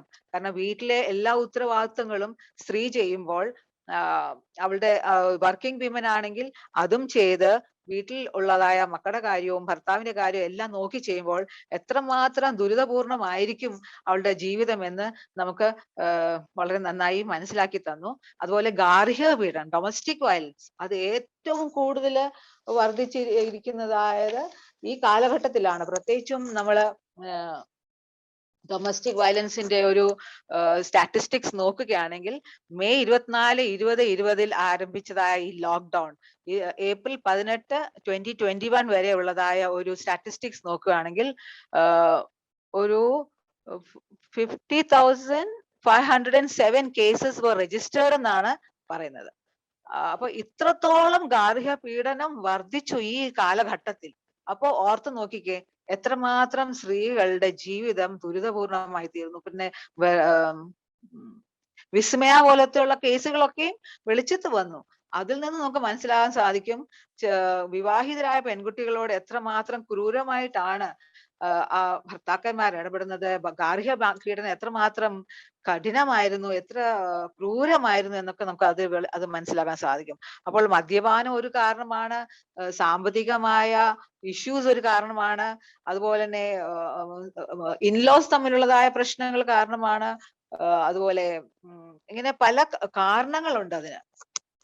ഇതെല്ലാം ഈ ഗാർഹിക പീഡനത്തെ വളരെ വർദ്ധിപ്പിച്ചിരിക്കുന്നു. എന്നാൽ നമ്മളുടെ ഒരു റെസ്പോൺസ്, ഒരു theological response, church response to this grave issue in a society എത്രത്തോളമാണ് നമ്മൾ അതിനെ ഗൗരവമായി എടുത്തത്? ഇത് കണ്ടില്ല എന്ന് നടിക്കുകയാണ്. ഇത്ര വർദ്ധിച്ചിരിക്കുന്ന ഈ സമയത്ത് എന്താണ് നമ്മളുടെ സ്റ്റാൻഡ്, എന്താണ് നമ്മുടെ faith response to this issue, grave issue in a society എന്ന് എവിടെയോ ഞാൻ വായിച്ചായിട്ടോ കേട്ടതായിട്ടോ എനിക്കറിവില്ല. ഇതിനെ എത്രമാത്രം നമ്മളുടെ പുൾപിറ്റ്, നമ്മുടെ പ്രസംഗപീഠത്തിൽ നിന്നും ഇതിനെ നമ്മൾ അഡ്രസ് ചെയ്യുന്നുണ്ട്. അപ്പൊ women's issue is a human issue, എല്ലാവരെയും ബാധിക്കുന്നതാണ്. ഒരു സ്ത്രീ പീഡനം അനുഭവിച്ചാൽ അത് പല ബന്ധങ്ങളെ ബാധിക്കുന്നുണ്ട്. അപ്പൊ ഇത് ഒരു സമൂഹത്തിന്റെ പ്രശ്നമാണ്, ഇത് സഭ ഏറ്റെടുക്കേണ്ട പ്രശ്നമാണ്. അത് വേദപുസ്തകത്തിന്റെ വെളിച്ചത്തിൽ, തിയോളജിക്കൽ അണ്ടർസ്റ്റാൻഡിങ്ങിന്റെ വെളിച്ചത്തിൽ ഇതിനെ നമ്മൾ എങ്ങനെ അഡ്രസ് ചെയ്യുന്നു എന്നൊക്കെ ഉള്ളത് വളരെ ഇമ്പോർട്ടന്റ് ആണ്. പക്ഷെങ്കിൽ നമ്മൾ ഇതിനെ കണ്ടില്ല, കേട്ടില്ല. ഇത് ജീവിതത്തിന്റെ ഭാഗമാണ്, ഇത് ഇങ്ങനെയൊക്കെ പോകത്തുള്ളൂ, അത് സ്ത്രീയുടെ പ്രശ്നമാണ്, അവര് കൈകാര്യം ചെയ്യട്ടെ, നമ്മൾ ഇങ്ങനെ നോക്കുകുത്തികളായി ഒന്നും പറയാതെ ഒരു റെസ്പോൺസ് ചെയ്യാതെ ഇരിക്കുന്ന ഒരു പുരുഷ സമൂഹത്തെയാണ് ഞാൻ വളരെ സങ്കടത്തോട് പറയട്ടെ ഇങ്ങനെയുള്ള ചർച്ചകളൊക്കെയും നമ്മുടെ സോഷ്യൽ മീഡിയ ഗ്രൂപ്പുകളിൽ നടക്കുമ്പോൾ സ്ത്രീകൾ മാത്രമാണ് ഇതിനെക്കുറിച്ച് വളരെ ഒന്നോ രണ്ടോ ചുരുക്കം പുരുഷന്മാര് അത്രത്തോളം പ്രബുദ്ധരായവര് ആ ജെൻഡർ ജസ്റ്റിസ് എന്ന അവബോധമുള്ള ജസ്റ്റിസ് കോൺഷ്യസ് ആയിട്ടുള്ള പുരുഷന്മാര് തീർച്ചയായിട്ടും ഉണ്ട്. അവരൊക്കെയും വളരെ ശക്തമായിട്ട് എഴുതുന്നതും പറയുന്നതും ചർച്ചയിൽ സജീവമായി പങ്കെടുക്കുന്നതും ഞാൻ കാണുന്നുണ്ട്. അപ്പോൾ ഇതൊക്കെയാണ് വളരെ ഗൗരവമായ നമ്മൾ എടുക്കേണ്ടതായ വിഷയങ്ങൾ. ഇനി ഇതിന്റെ തിയോളജിക്കൽ പെർസ്പെക്റ്റീവ് അപ്പോ ഇവിടെ പ്രധാനമായിട്ട് മനസ്സിലാക്കേണ്ടത് men are bread winners and women are care givers. ആ ബ്രെഡ് വിന്നിങ് മെൻ ആണ്, വിമൻ ആർ കെയർ ഗിവേഴ്സ് എന്നുള്ള അണ്ടർസ്റ്റാൻഡിങ്ങില് അങ്ങനെ വരുമ്പോഴാണ് ഈ ഒരു പ്രശ്നം വരുന്നത്. എന്നാൽ ബ്രെഡ് വിന്നിങ് ആയിട്ടുള്ള വിമൻ ഉണ്ടെങ്കിലും ഈ കെയർ ഗിവിങ്ങും അവർ തന്നെ ഏറ്റെടുത്തോണം, അവരുടെ ജോലിയാണ്, അവരുടെ ഉത്തരവാദിത്തമാണ്, it is given, it is natural എന്നൊക്കെ പറഞ്ഞ് മനസ്സിലാക്കുന്നു. എന്നാൽ യേശു പറയുന്നു നിങ്ങൾ പരസ്പരം ഭാരങ്ങളെ ചുമക്കുവിൻ. നിങ്ങളുടെ ഭാരങ്ങളെ നിങ്ങൾ പരസ്പരം ചുമക്കുവിൻ എന്ന് പറയുമ്പോൾ it should start from the family. ഒരു സ്ത്രീ തന്നെ ഓവർബർഡൻഡ് ആവുമ്പോൾ ഈ ഭവനത്തിലെ എല്ലാ ഉത്തരവാദിത്തങ്ങളും ചെയ്ത് അവൾ കഴിയുമ്പോൾ എന്തുകൊണ്ട് ഭവനത്തിലെ മറ്റംഗങ്ങൾക്ക് അവൾക്ക് ഒരു കൈത്താങ്ങൽ കൊടുക്കാൻ സാധിക്കുന്നില്ല? ഇത് ഭവനത്തിൽ ദൈവരാജ്യം എന്നതിന്റെ ചെറിയ യൂണിറ്റ് ഫാമിലിയാണ്. ഇത് ഫാമിലിയിൽ നമ്മൾ ജസ്റ്റിസ് ഉണ്ടാവാനായിട്ടുള്ള ശ്രമങ്ങൾ ബോധപൂർവം ഉണ്ടായെങ്കിൽ മാത്രമേ ഇത് സമൂഹത്തിലും അത് നിഴലിക്കുകയുള്ളൂ എന്ന് നമ്മൾ മനസ്സിലാക്കേണ്ടിയിരിക്കുന്നു. അതുകൊണ്ട് ഇത്തരത്തിൽ ഒരു പാൻഡമിക് വളരെ അൺസർട്ടൺ ആയിട്ടിരിക്കുന്നത് അൺപ്രസിഡന്റഡ് ആയിട്ടുള്ള കാര്യമാണ്. അത് ഇങ്ങനെ തുടർന്നു പോയാൽ തീർച്ചയായിട്ടും ഒരു വലിയ എക്സ്ട്രീം ദാരിദ്ര്യം ഉണ്ടാകാൻ സാധ്യതയുണ്ട്. പിന്നെ ഈ ഒരു ജസ്റ്റിസ് ഇനീക്വാളിറ്റി, ജെൻഡർ ഇനീക്വാളിറ്റി നമ്മൾ അഡ്രസ് ചെയ്തില്ലെങ്കിൽ ഇത് അതിന്റെ എക്സ്ട്രീമിലേക്ക് നീങ്ങാനുള്ള സാധ്യതയുണ്ട്. പിന്നെ അതുപോലെ തന്നെ തൊഴിൽ സാധ്യതകൾ നഷ്ടമായിക്കൊണ്ടിരിക്കുന്ന സാഹചര്യത്തിൽ സ്ത്രീകൾക്ക് തൊഴിൽ ലഭിക്കാതിരിക്കുന്ന സാഹചര്യത്തിൽ ഈ ഭവനത്തിന്റെ കാര്യങ്ങളും എല്ലാം ക്രമീകരിക്കുന്നതായ ഈ സ്ത്രീ ഉത്തരവാദിത്തങ്ങള് ഭംഗിയാവണ്ണം നിറവേറ്റാനായിട്ടും സാധിക്കാതെ പോകും. അപ്പോൾ ഈ സാമ്പത്തിക മേഖല, തൊഴിൽ മേഖല ഒക്കെ വളരെ എങ്ങനെയാണ് ഒരു ഇക്കോണമി അഫക്റ്റഡ് ആവുന്നതെന്നൊക്കെ നമ്മുടെ ഡോക്ടർ അശ്വതി നന്നായിട്ട് അവതരിപ്പിച്ചു. ഈ തിയോളജിക്കൽ പെർസ്പെക്റ്റീവ്സ് എന്ന് പറയുമ്പോൾ പ്രേസി കൊച്ചമ്മ പറഞ്ഞതുപോലെ തന്നെ ഇതൊരു ഫെയ്ത്ത് ആൻഡ് വിറ്റ്നസിന്റെ ആസ്പെക്റ്റിൽ കാണണം. അപ്പോൾ നമ്മളുടെ ബേസിക് ക്രിസ്ത്യൻ ഫെയ്ത്ത് എന്താണ് അതിന്റെ അടിസ്ഥാന ഫൗണ്ടേഷണൽ തിയോളജി എന്താണ്? ഇറ്റ് ഈസ് നമ്മളിൽ ഓരോ വ്യക്തിയിലും നിക്ഷിപ്തമായിരിക്കുന്ന ഇൻഹെറന്റ് ആയിട്ടിരിക്കുന്ന ഒരു അന്തസ്, അത് ദൈവത്തിന്റെ സ്വരൂപത്തിലും ഛായയിലും നമ്മൾ സൃഷ്ടിക്കപ്പെട്ടതാണ്. അതിന്റെ ബേസിക് നമ്മുടെ അതിനകത്ത് ഒരു ചെറുപ്പമില്ല. ആരും സുപ്പീരിയറും ഇൻഫീരിയറും അല്ല. Women are not inferior, men are not superior. They are equal in the sight of God and they have been given equal opportunities and space to work the God given potentials and possibilities. അതാണ് നമ്മൾ മനസ്സിലാക്കേണ്ടത്. അപ്പോൾ കൂടാതെ Sam 139 പറയുന്നത്, നീയല്ലോ എന്റെ അന്തരംഗങ്ങളെ നിർമ്മിച്ചത്, എന്റെ അമ്മയുടെ ഉദരത്തിൽ നീ എന്നെ മെടഞ്ഞു, ഭയങ്കരവും അതിശയവുമായി എന്നെ സൃഷ്ടിച്ചിരിക്കാൻ ഞാൻ നിനക്ക് സ്തോത്രം ചെയ്യുന്നു. അപ്പം സ്ത്രീയും പുരുഷനും ട്രാൻസ്ജെൻഡറും എല്ലാം ഭയങ്കര അതിശയമായിട്ടാണ് അമ്മയുടെ ഉദരത്തിൽ സൃഷ്ടിക്കപ്പെട്ടത്. അപ്പോൾ അത്തരത്തിൽ ദൈവത്തിന്റെ സൃഷ്ടിയായിരിക്കുന്ന, ദൈവത്തിന്റെ സ്വരൂപം വഹിക്കുന്ന ഈ സ്ത്രീയും പുരുഷന്റെയുമായ ബന്ധം എങ്ങനെയായിരിക്കണം? അതൊരു നീതിപൂർവമായ ജസ്റ്റ് റിലേഷൻഷിപ്പ് ആയിരിക്കണം മാൻ വുമൻ റിലേഷൻഷിപ്പ് പറയുന്നത്. അത് സമൂഹത്തിലായിക്കോട്ടെ, ചർച്ചിലായിക്കോട്ടെ, ഫാമിലിയിലായിക്കോട്ടെ, ഏത് ഇൻസ്റ്റിറ്റ്യൂഷനിലാണെങ്കിലും അതൊരു ഒരു ദൃഷ്ടിയോടുകൂടി ഒരു ജസ്റ്റ് റിലേഷൻഷിപ്പ് നമ്മൾ മെയിൻറ്റെയിൻ ചെയ്യണം. അതുപോലെ തന്നെ it is A gift from God എന്നാണ്. അതുകൊണ്ട് human dignity through unjust relationship നിൽക്കുകയാണെങ്കിൽ നമ്മളുടെ ഈ ഒരു അണ്ടർസ്റ്റാൻഡിങ്ങിന് അത് ഡിസ്റ്റോർട്ടഡ് അണ്ടർസ്റ്റാൻഡിങ് ആയി മാറും എന്നതിന് യാതൊരു സംശയമില്ല. അതുകൊണ്ട് നമ്മളുടെ റോൾ ഓഫ് ചേർച്ച് എന്താണ്, നമ്മളുടെ ഈ ഒരു അണ്ടർസ്റ്റാൻഡിങ്ങിൽ നമ്മുടെ റോൾ എന്താണെന്ന് നമ്മൾ മനസ്സിലാക്കണം. Church as A body of Christ, അത് വളരെ നന്നായി ഡോക്ടർ അശ്വതി അവതരിപ്പിച്ചു. സഭ എന്ന് പറയുന്നത് ക്രിസ്തുവിന്റെ ശരീരമാണ്. ക്രിസ്തുവിന്റെ ശരീരത്തിന്റെ വ്യത്യസ്ത അവയവങ്ങളാണ് നമ്മൾ. Power of the Holy Spirit ആണ് നമ്മളെ ഈ ഒരു ലൈഫ് ഗിവിംഗ്, ക്രൈസ്റ്റിലെ ലൈഫ് ഗിവിംഗ് മിഷനിലേക്ക് നമ്മളെ നയിക്കുന്നത്. അതൊരു പ്രൊഫറ്റിക് ആണ്, അതൊരു കമ്പാഷനേറ്റ് മിനിസ്ട്രി ആണ്. അത് എന്തിനു വേണ്ടിയാണ്? ഈ ഒരു നമ്മൾ ക്രിസ്തുവിൽ ഒന്നാണെന്നുള്ള ഗലേഷ്യൻസിൽ പറയുന്നു, ക്രിസ്തുവിൽ നമ്മൾ ഒന്നത്രേ. അവിടെ യഹൂദനെന്നില്ല, വിജാതിയനെന്നില്ല, ആണെന്നില്ല, പെണ്ണെന്നില്ല, എല്ലാവരും ക്രിസ്തുവിൽ ഒന്നാണെങ്കിൽ എന്തിനു വേണ്ടിയാണ് നമ്മൾ വിളിക്കപ്പെട്ടത്? എന്തിനു വേണ്ടിയാണ് ഈ ഒന്നെന്നുള്ള ഈ ഒരു ഐക്യത നമ്മൾ ദർശിക്കുന്നത്? That is to participate in God's work of healing the broken world. ഈ തകർന്നുകൊണ്ടിരിക്കുന്ന ഈ ലോകത്തെ ഹീൽ ചെയ്യാൻ വേണ്ടിയാണ് നമ്മൾ കൈകോർത്ത് പ്രവർത്തിക്കേണ്ടത്. അപ്പോൾ ഈ അനീതിപൂർവമായ ഈ വ്യവസ്ഥയെയും ഈ രീതിയെ നിലനിർത്തിയാൽ ഇത്തരത്തിൽ നമുക്ക് പ്രവർത്തിക്കുവാൻ സാധ്യമല്ല. സ്ത്രീയെ പൂർണ്ണമായി മാറ്റി നിർത്തിക്കൊണ്ട് ഒരു മിഷൻ ചർച്ചിനില്ല. കാരണം